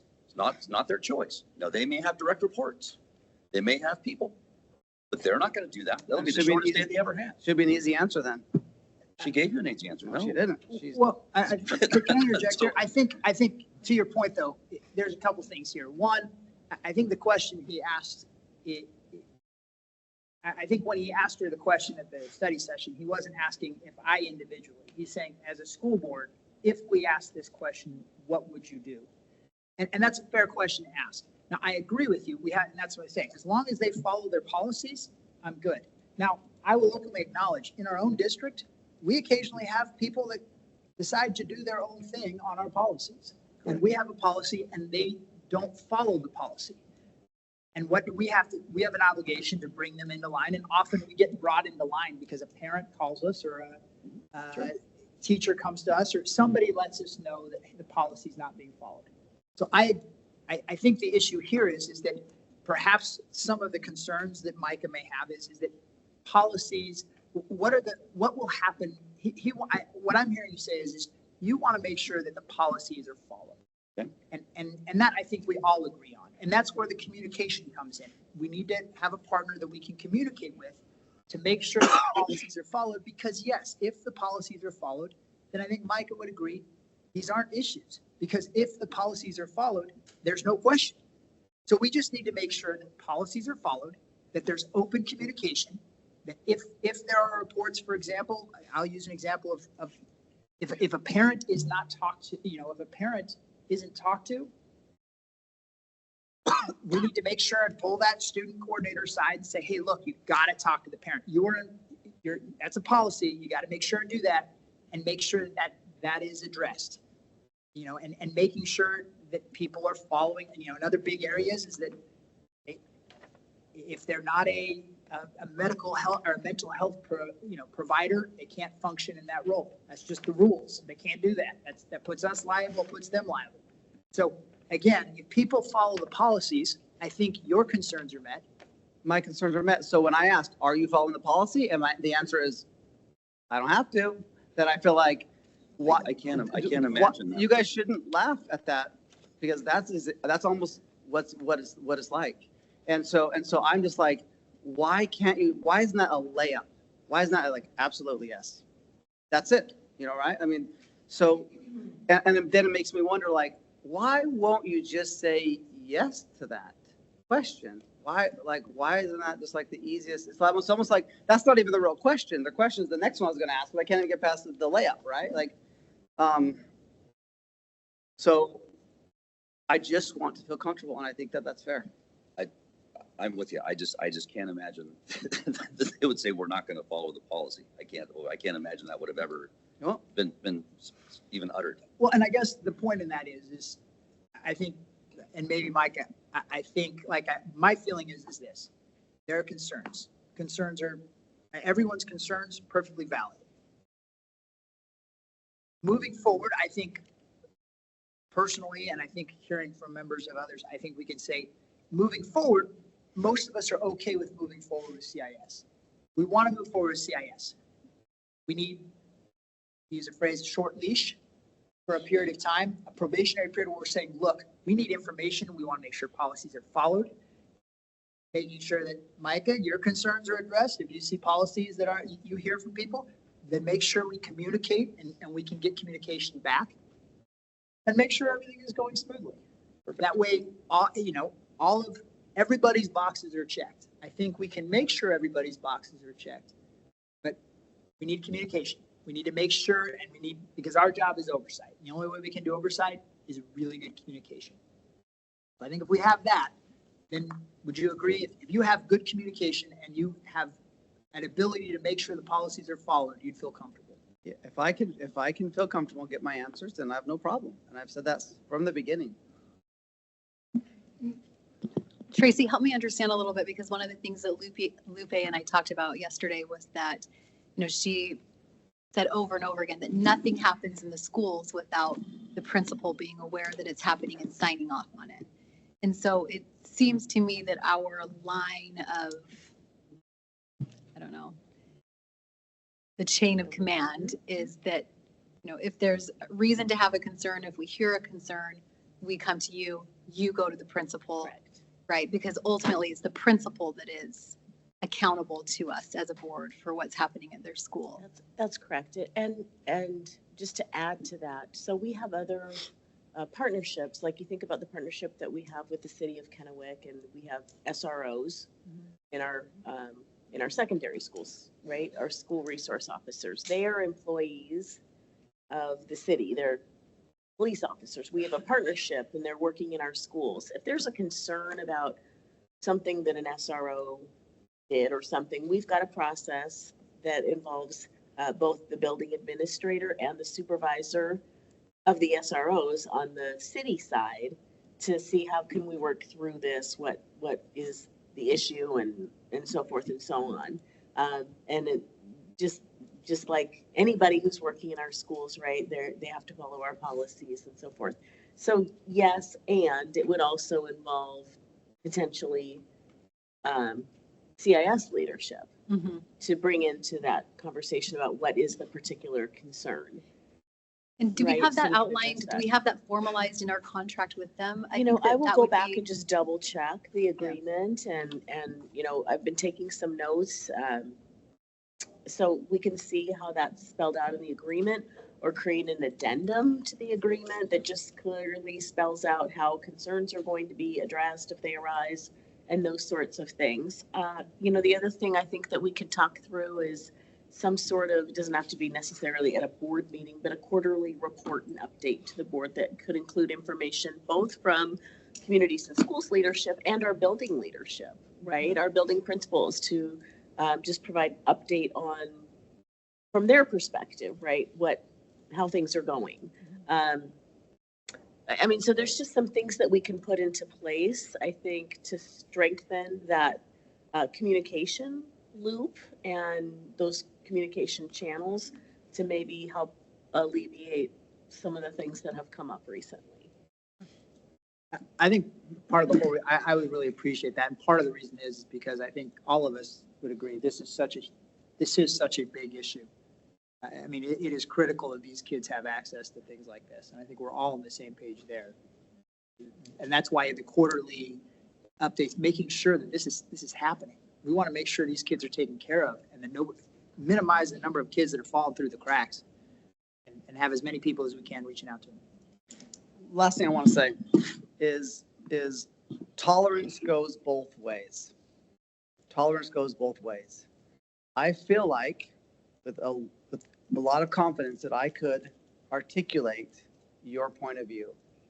And the reason why is because I have the same point of view. I could articulate it very well. And it's really important. I think listening, and I always say that I think listening is when you can articulate the other person's point of view as good or better than they can. And I feel like you've listened to them, you've digested them. So as a community on both sides of every issue, I think that's what we need to do. So when anybody's speaking, when you're speaking or when I'm speaking, our reaction should be an honest, earnest listening rather than snickering, shaking your head, you're wrong. One thing that I really hate is when I'm literally saying the thing and the other side is saying, you don't believe that thing. That's the opposite of listening. That's not tolerance. That's at what point do my point of views matter too, right? So it's really important that we can articulate the other person's feelings and points of view without shaking your head and snickering before they even finish a sentence. That's not listening. And I think that if we could all just do that, it's not that hard. We all want the same thing. We all want the same thing. That's the last thing that I think that I have to say. Anyone else? Any follow-up? No, what do we need to do? So if I digested all this, it sounds like we're okay at this point, continue to move forward with CIS. However, we're going to be putting some additional guardrail, so to speak, in so we can ensure we get the proper information when we ask for it, so we can get an understanding of how things are going. And I think at this point, in this near future, I think we're moving forward with CIS. I also think, if things come in and board members have issues or questions that come up, I think those should be easily be able to be turned over and addressed by CIS leadership, as anybody would address issues. So that for me. I think that's actually all right. Sounds good. All right. We will go ahead and take a 5-minute break. Did someone turn the air on? If they didn't, can someone turn it on, please? I'm just getting comfortable. Yeah. All right, 7:45, we'll be back. We're gonna get this meeting back on track. Up next is reports and discussions, family parent involvement and engagement efforts. Robin is gonna lead us through that. Hi, good evening. I'm Robin Chastain, I'm the Executive Director of Communications and Public Relations for the school district. It's nice to see you. Thank you for inviting me to speak about the family involvement and engagement, specifically in the areas of communication. So as you have the goal that all families are the results of our family engagement survey and our performance indicators and targets, and then actions that we're planning to take this next year to get some results and some bright spots we saw this last year, as well as new things coming in terms of communication this year. So just to review our performance indicators and targets, we have the strategic goal, families are key partners, and our focus is on feeling respected and welcomed, and that our goal is that our percent is greater than 90% each year, and that in engagement, with the percent of families that we ask reporting having opportunities to engage with their schools and help their child succeed, that the percent is greater than 90%, And the family learning input question of families reporting having opportunities to learn about and provide input on district and school programs is also greater than 90%. So last year, our annual family engagement survey, actually 2 years ago now, 2023, we had 2,154 responses, and we had answers provided in Spanish and Arabic and other languages. We had some actual folks that made phone calls in different languages that year and were able to connect with different families that way. But this year, we got more responses. We increased our answers in the areas of Spanish-speaking families and also in the area of families that speak Arabic. Really quick, just for Sure. background. Why did we take the other languages out? Just out of curiosity? So we had the opportunity 2 years ago. We actually had like some in-house translation abilities that we don't have this year due to Logistics, we just couldn't do it. exactly. This year we really emphasized. We tried a kind of a new model where we had some paraeducators that were dedicated to calling families and getting responses from them. And that's why I think you see a lot of the uptick in the areas of Spanish specifically. So these are the family engagement survey questions. Based on your feedback last year, we eliminated the option to say like not sure. So they weren't waffling there. And we forced them to either go agree or disagree in the different directions. So I did a little comparison to compare the 2023 results to the 2024 results, and you'll see an uptick in the survey questions. There was only one that kind of came in flat, and that was the school staff members listen if I have questions and concerns. And then the same goes, you'll see that these are, tougher areas that we've had, but you'll see significant gains in some of these areas, 9%, even 6% in some areas. So you can see that the schools are making a lot of progress. And do you think part of that is because there's not that the no answer, right? So now they have to pick a side, and so now they're being part of the uptick is because of that. It could be. And it'll be interesting to compare next year's results to see if that was a similarity. I'm sorry, I didn't catch, what were the total number of surveys sent? We send one to every So family. How many is that? Is that 19,000 or is it? Because probably some would not, be 'cause some are We have over 19,000 students, Right, but so- unduplicated with multiple.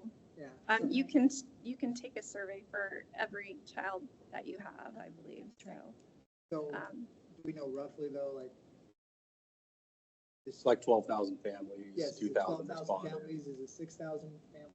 Is it? Hey, unduplicated, I'm not sure. Could we, just because that gives us an follow idea up of the and find response rate? Yeah, And exactly. Without having response rate, we don't know how well we're reaching. Because this could be a very, very small population. Okay. We will follow up on that and get that information for you. And the other question I would have, I didn't see, only because, again, we want to, because it is a small population, and inevitably, likely will be, do we have any demographics on the population? Question answering? We do. We can, we break it down by school. So I saw that in the the school appendix, gets the data. They can see their overall data for their school, then they can, we don't break it down by grade level. Okay, but we can see that we're reaching a broad demographic. We also have an open-ended question at the very end as well. So this, unlike the student Yeah. survey where we can capture Demographic. we do not capture demographic information in this survey. Oh, Family demographics. I know we have it, we do it by school, I saw that in the, didn't see. Right. So there's no demographic. The only reason I'm asking is again,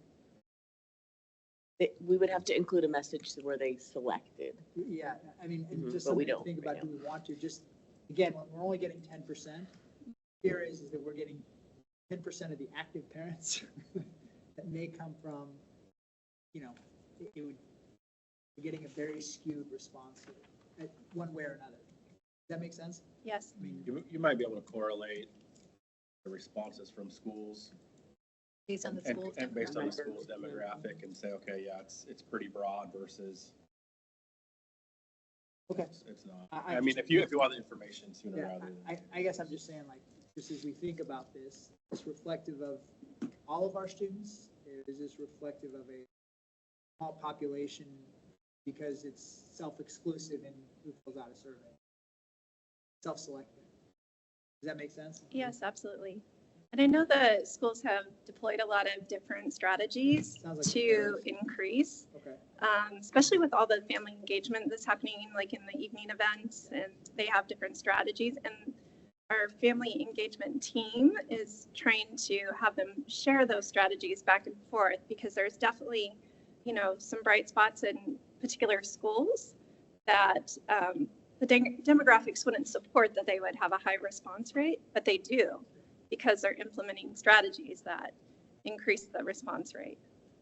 So we're going to continue to work with those schools and continue to try to increase. On the family engagement survey are questions about specifically for seniors. So if they do indicate they have a senior student, these are those questions about thinking back over your child's experiences. Do you agree or disagree with these 5 questions? So we did see an uptick in all of these questions, which is great. And then we were also able to identify some strengths through the survey, and then some opportunities. And so the strengths are 80% or more agreement, and then the opportunity areas would be less than 80% agreement. Some bright spots. Really look back on this last year and say, like, what is different that might have brought up these numbers besides the change in forcing them to choose, right? To agree or to disagree. But also, it's just that we're in the 2nd year of Parent Square last year. Now we're in the 3rd year. So we're really seeing that our schools are taking advantage of this tool more. The teachers are taking advantage of it. The schools are taking advantage of it more. At the district level, we're taking advantage of it more. So there is that correlation that people are starting to feel more connected to their teachers in their schools, and that might be helping a lot of these family engagement efforts. So you can see that the number of direct messages between 2022 and 2023, and then last year, it really bumped up, and we had more teachers coming on board to use the tool. And then the total amount of posts are going up, and the call for volunteers from individual teachers is going up. So these are this is data on outward facing messages? Correct. Okay. So, yeah, they have a dashboard with Parent Square that can tell you, like, individually what you're doing. It can tell what the school is doing, and then I can tell from a district point of view. And then I can also direct, contact our rep and talk to them, our success coordinator on their side, and get stats that will help us. Because the dashboard only gives a quick view, it doesn't really do an analysis for us. And so some new communication engagement efforts for 24 and 25. So we want to form a communication advisory to seek feedback and input on the Family Hub. So this would be a call for community members to help us here at the district level, get some parents that can give us some feedback. So we're hoping to get that information out soon to families. And then we can form an advisory to meet a few times during the year and give us some feedback on what they would like to see in our Family Hub content. And then we want to expand the Family Hub content based on all the feedback that we get.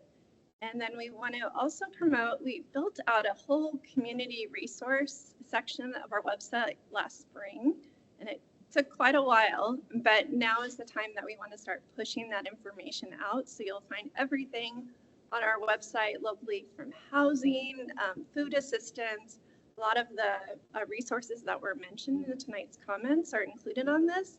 And so we really want to start pushing that information out to families and, giving them the resources and tools that they need.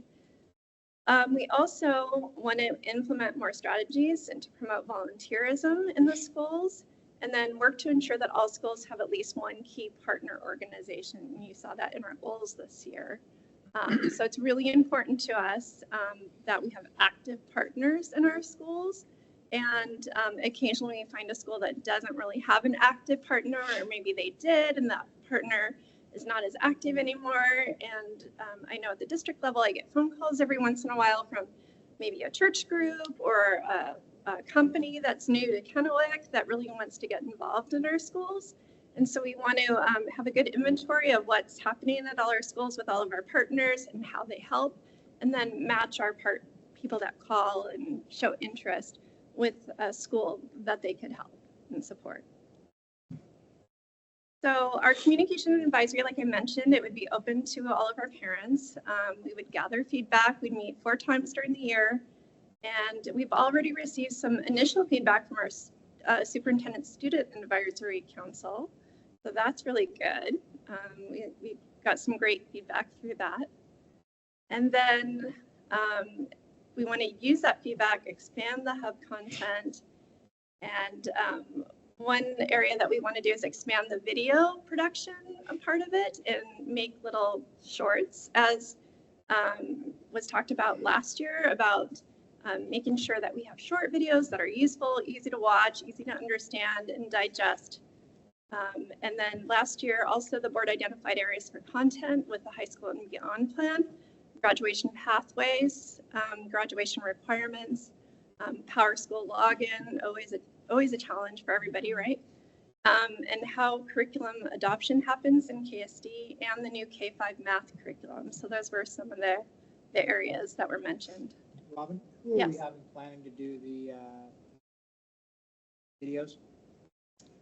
We do those in-house, so that's the plan. I know we had mentioned in one of the discussions, even looking at doing that. Yeah, we certainly could. I think there's kind of 2 types of videos. One, we're really talking about more like narrated PowerPoints that are like, do this, here's your, there's some good models out there from other organizations who do that. And then some of them are more like, and students mention this, like actually hearing from a Running Start student, right? To go, okay, here's how I did it. Here's what you need to do. Here's advice, like somebody that they'll listen to. So I think it's a blend of 2. I know we had mentioned it before Yeah. last year, so. Yeah, I love the testimonial videos. They're so powerful, and to hear it from another student and how they're doing it and how they're making it work can really inspire other students. And even in the process of making it, that's really educational. And a lot of these kids learning how to do that, that's a marketable skill, if you will. We have a job. It's a resume builder right there, you know what I mean? We're going to put Annie to work. So here's a timeline for this year's, for the project work that we'll be doing. This fall, we'll be looking for advisory members. We'll have our first meeting with our communications advisory. During the winter, we'll meet 2 more times. We'll continue to create the video content all year round and continue to build our family hub. And then we'll continue to also promote the community relations and the community resource section that we mentioned. We're going to implement strategies to promote volunteerism and ensure that all of our schools have at least one key partner organization. And this picture is from our group which was Vintage Church, that won our Outstanding Partner of the Year award this year at our Staff Excellence Award and Welcome Back Assembly. Does the board have questions or comments? Could you maybe talk about, just for a second, what made them special? What made them special? Oh, goodness. Not to put you on the spot. No. This was an organization that reached out to us and said, how can we help? Where can we help the most? And so I was able to connect them with Lincoln after doing some quick asking, I found that Lincoln didn't have a partner. They have a fairly new administrative team there. So it was a great opportunity to connect a community partner with a newer administrative team and really start from scratch. Well, this partner has been outstanding. They've stepped up and they've been like, what can we do? And there's nothing that's off the table really. So they start in the fall by doing pumpkin patch on the playground for all the kids. So like all the kids come home with a pumpkin, and they gather toys and high need things for families at Christmas time, and they actually deliver those to families. I'm sure that they work with the school staff to identify those families. I know there's a lot more that I'm missing, but What was the group's name again? it is Vintage Church. And that's just one example of so many organizations in our community that have partnered up with our schools and are just asking how they can help. I know that another thing the Vintage Church does is support our employees on employee recognition days by presenting them with gifts and little things that just kind of brighten their day and recognize them for the good work that they're doing. We appreciate them being part of the community. Just real quick, I hope we have way too many people try to join this communications advisory committee, and we have to turn a bunch of people away. However, if we don't get a lot, maybe an option would be to tap into the PTOs and just they're already active, and maybe we can get them to help. But I know a lot of people are going to apply. Just backup plan, I guess. I'm glad you mentioned that. That's something that Tracy and I had already discussed as a really great place to get the word out and hopefully get those people even engaged on a district level a little bit more. Great. Any other questions for Robin? Robin, thank you. Thank you. Appreciate your time. All right, we will move forward to new business. Tonight, there will be a lobbyist discussion. And I think Dr. Pierce might just share some notes with us. I don't think it's really a slide or anything. I don't right? have the presentation. Okay, so some notes and then we'll chat. So just to recap some of the information that's been shared previously with the board, this topic has come up, periodically over the years. So many districts our size and larger across the state do employ lobbyists. Richland and Pasco both have lobbyists. In my former district, we were part of a coalition of schools that employed an attorney, and that attorney worked with the lobbyist. And so lobbyists work with legislators on behalf of school districts. And in talking with lobbyists to find out what do they actually do, they provide information, they'll track bills, they'll flag bills of importance to school districts and make us aware of those. They'll reach out to try to schedule speakers to come to Olympia to testify or to go on the legislative site and weigh in. You can do it that way now. They'll work to get bills drafted potentially or amended or killed, on behalf of districts. And so based on information I have over the past couple of years, lobbyists charge between $45,000 and $60,000 per year. I know that having a lobbyist really requires that commitment from the district, right, to work with the lobbyist. So most of the time it's the superintendent and working with the board and then the finance officer to make sure that they're getting the data and information and feedback, getting the information that the lobbyist needs to have those conversations with legislators and make sure that they're representing the interests of the district. So Ms. Gledhill and I did meet with a lobbyist over the summer to discuss the types of services provided. And one thing that was discussed, that we learned from that particular lobbyist is really they don't take on partisan issues. They really, because they work with many different school districts. So typically a lobbyist will have a whole host of school districts that they're working for. And of course, different boards districts have different perspectives and, opinions on things. So what they'll do though is take up those issues that are related mostly to funding, and to other matters that all districts across the state and boards, typically agree on. So we don't employ a lobbyist right now. Our, district, the board obviously works with WASDA.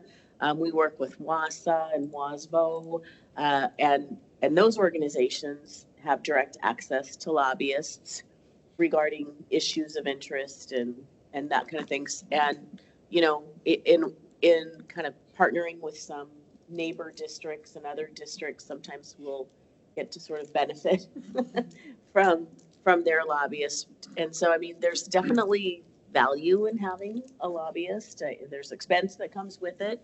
I know it's come up at various times over the years.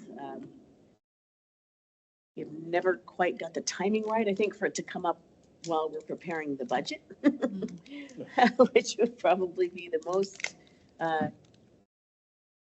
logical time to have the conversation. I don't know, I'll weigh in, I guess, with my perspective. I think there's great value in having a lobbyist. There's some other kind of immediate needs and priorities emerging right now in terms of filling Bronson's position and some other things. So, it's maybe more of a timing issue from my perspective, and just making sure the board's real clear about what the lobbyist will and won't do. So if I understand you correctly, it's not like if we had hired a lobbyist, it wouldn't be as though they would push a specific issue we had concerns with. They work for more of a conglomerate. Even if you hire them individually, they're kind of going to. They're gonna take the common denominators that. Yeah, I mean, I guess my point is as I'm sitting there thinking, I don't know enough about this issue. That's why we warrant. Is this one of these things that, in essence, don't really need to pay the money because other people are doing it for us?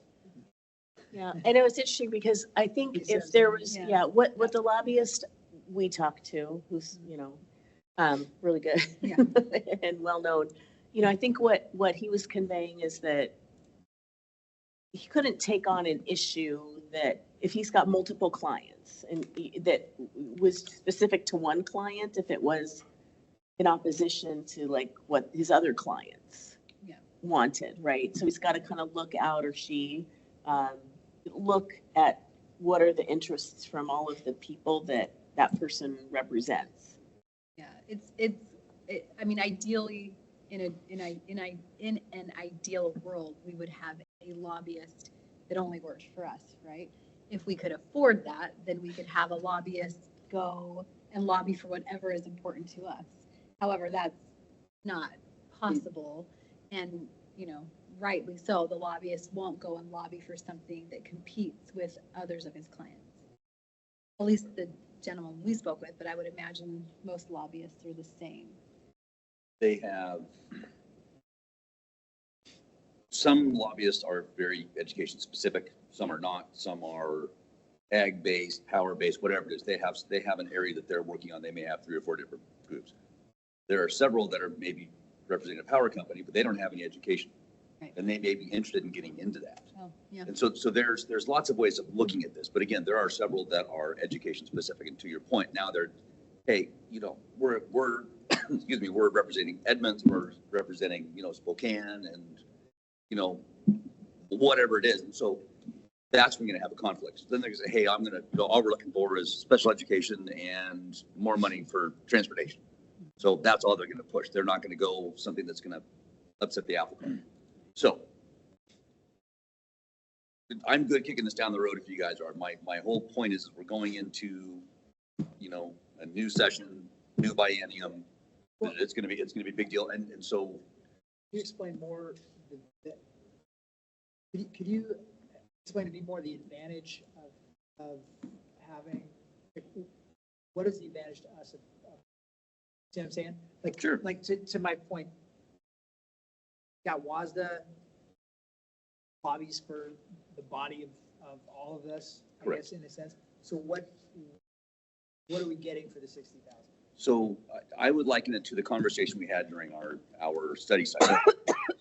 WASDA and WASWA, here's the 8,700 different issues.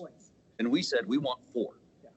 We want a lobbyist to say, hey, I want you to go knock on every door and go talk to these guys and say, hey, Kennewick wants this. Kennewick wants you to push X. And so they're there pushing our needs and wants and say, hey, look, you really need to do this. One of the things that we have to remember that this is a democratic state. It is dark blue. So if we want anything done, we've got to have a lobbyist that's going to go up there and say, hey, we can talk to the Republicans until we're blue in the face. They're good. Yeah. We need someone who's going over the other side and say, hey, let me tell you what Kennewick needs. Who's going to push, who's going to go in there and have this conversation and has that rapport. Because, a lot of times we go up, they're just not going to see us. Say, thanks, we're busy, sorry. That was going to be my question, actually, because I don't know much of this, but with the state legislature makeup, I mean, we obviously would have to get a large portion of Democratic lawmakers potentially to move to a position, or, I mean, they didn't even pass the financial literacy issue last year. So I don't know enough about it. So my point is, is it worth the money to have someone do that? Or do we just not know? We just know they're working on our behalf. We can continue to do what we're doing. I mean, there's no harm, no foul. But if we have very specific things we're trying to push through, that's, and again, we can wait for another year, another budget year. That's totally fine with that. But I think it's very important that, having now been firsthand, spending all the time due to my marital situation, when you start seeing how this stuff works, and when you see these lobbyists literally waiting for these guys outside these rooms and, hey, I need you for a minute, and let me tell you what I need. I mean, they're working, and the good ones are really good, and they make a difference because they know them, they see them, and they're say, hey, by the way, I'm here to talk about energy, but let me tell you, I got one more minute. Let me tell you about what Kennewick needs. And so, can I guarantee you an ROI? No. But it's FaceTime, it's access, and again, they'll write the bills, and they'll go in there, because again, half the bills are written, or 80% of them are written by lobbyists. And then they're scratched through, and then they'll go through, they'll say, hey, look, this is coming up. Let me go work on killing this bill because it's bad. Or, hey, let's go work on the special education. These are the kinds of things that we're not being represented. I mean, we're represented by WASDA, and that's fine. But no one's in there saying, hey, Kennewick needs this. So yeah, no one's in there saying we lost a ton of money on our levy because property values went up and we lost out on our, that's the biggest thing to me that got me started on thinking about a lobbyist, is if we could have someone bring those types of things to the table. That are uniquely Kennewick. Right, that are unique. Yes, sir. Sorry. So I appreciate you bringing this up because I don't really know a lot about it. Learning's great. So here's an example. Let's say we have an issue, local control, for example. I mean, I don't know if we all share that issue, but I know I have that. Maybe that's an issue. And then we have a lobbyist, but we're the only district that has that issue.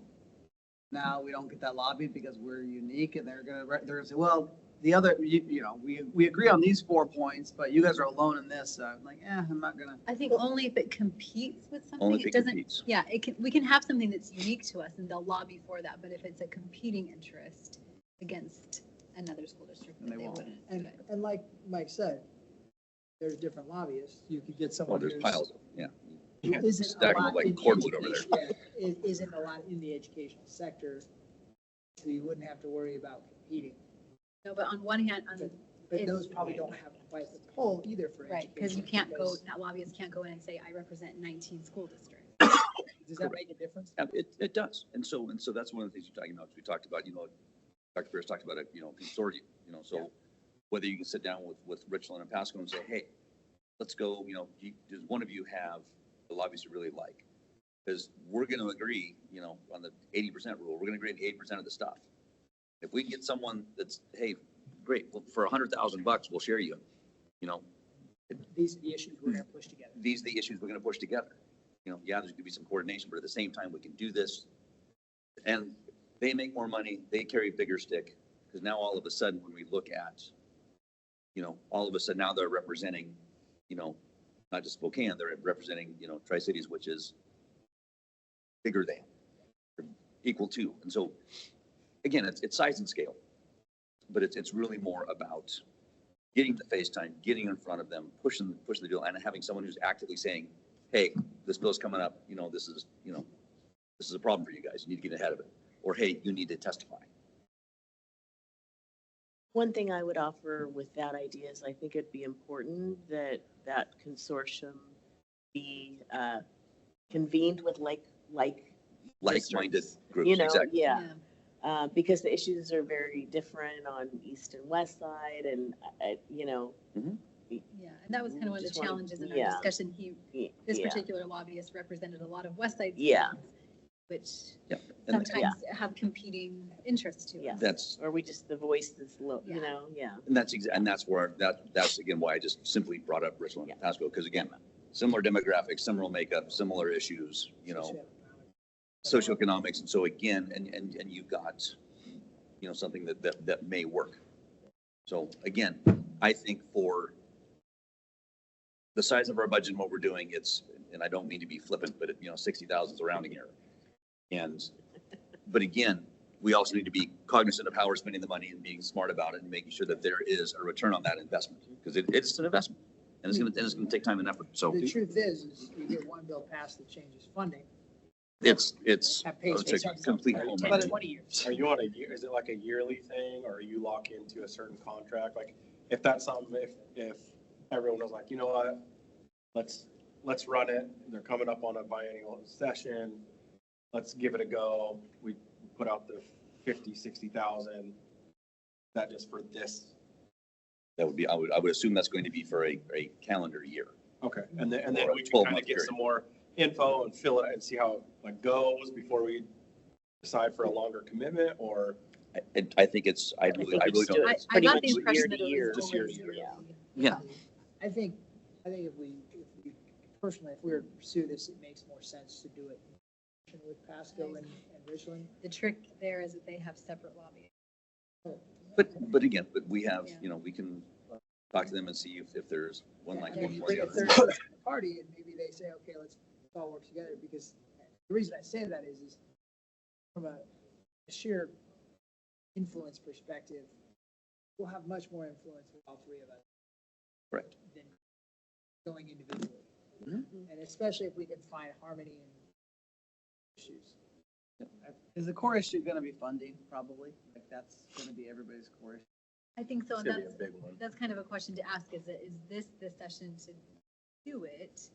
Because I don't know that our interests are very unique to the rest of the state. Correct. But again, I also don't.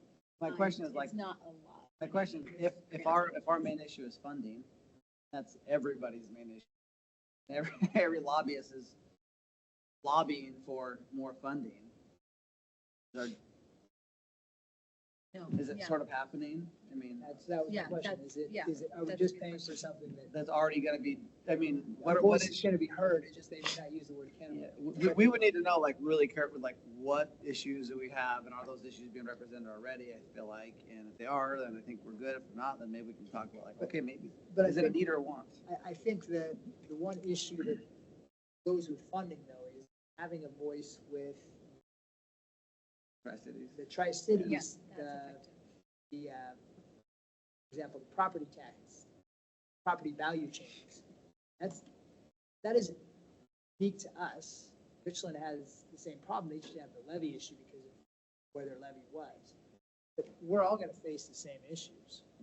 So that's where I sit there and I say, okay, there might be some specific things. I think maybe, to Mike's point, it might be one of those things we just start to reach out to Pasco, reach out to Richland, start to explore. We don't have to jump in immediately. We can look at the budget, see where we're sitting. Yes, 60,000 is not gonna break the bank. But certainly saying, okay, are there specific issues within the Tri-Cities that we need to push? Because if there are, then the lobbyist makes a lot of sense. Because otherwise, we're not gonna get heard. Also look at like how big are we as a district relatively compared to on this side of the state? We're one of the biggest districts on this side of the state, right? So we probably should put some skin in the game. Including Spokane. Yeah. Depends on where you plan. to Yeah, stay. but Eastern Washington, we're one of the biggest. We should. Well, Yeah, particularly. and when you if put the can't three get big, three you know, when you, schools yeah, three districts together, like we're that's- bigger than Now Seattle, we- right? Yeah, now we're the same size as King County damn near. We're gonna have 50,000 kids here. Pretty much. So it's a big number. And so I think if totally okay pushing this down the road, but I would encourage to think about it and I I would don't- ask Dr. Pierce.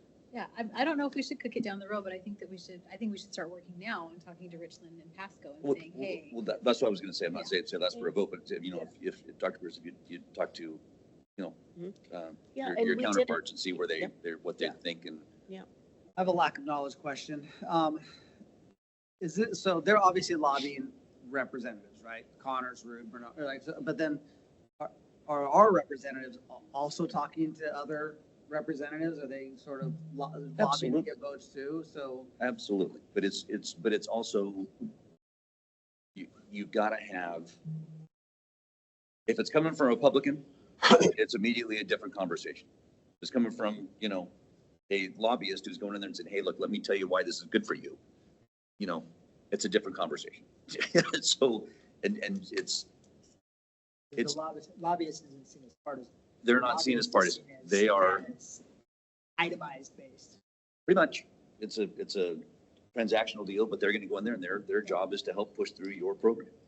And again, in the grand scheme of things, I wish we didn't have to even have this conversation. I wish people would go there and go do the right thing, but they just don't. So we need to go have someone, you gotta, The system you're given, so. this is what we have. This is the system we have, it's crazy. I'm fine. I'd be fine with checking with Pasco and Richland and seeing what we could do and then figuring it out. If we can make something happen, that I don't think makes we need a financial formal vote sense. today, to No. Mike's point, but I think all of us are saying the same thing, and that is I think it would be valuable, is everybody in agreement? It's valuable to explore, Tracy, if you could reach out to Richland and Pasco, sure. explore this more and see if they would even be open to the idea of us grouping together. 2 years ago, this kind of came up. I had a conversation. The lobbyist who works with Richland, and Michelle and Shelley and I had a conversation. I just don't know where. I mean, it just didn't. Anyway, I think it's a good time to have the conversation again and just see where And people are. specifically reach out to maybe have them, superintendent, reach out to their board.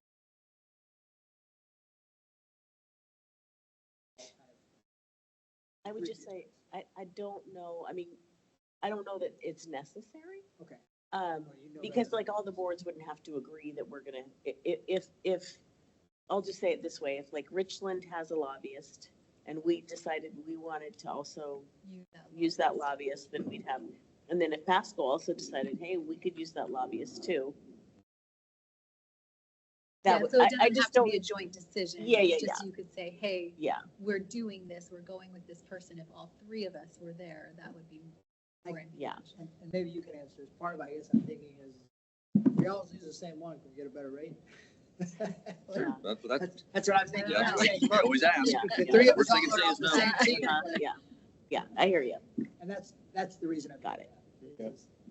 Saying, look, we all three to go together and negotiate together for one lobbyist, instead of each of us get a lobbyist, negotiate individually. Yeah, it's just the only, yes, and recognizing that two districts currently have a lobbyist, so. It's just it'd gonna be for a year. Like, Next- nobody had a lobbyist. Yeah, So next we were year. like, let's go in Yeah, together, but I hear you. What I'm saying is, next year, Yeah, everybody's contracts, it sounds like, are annual. yeah, I don't know, yeah.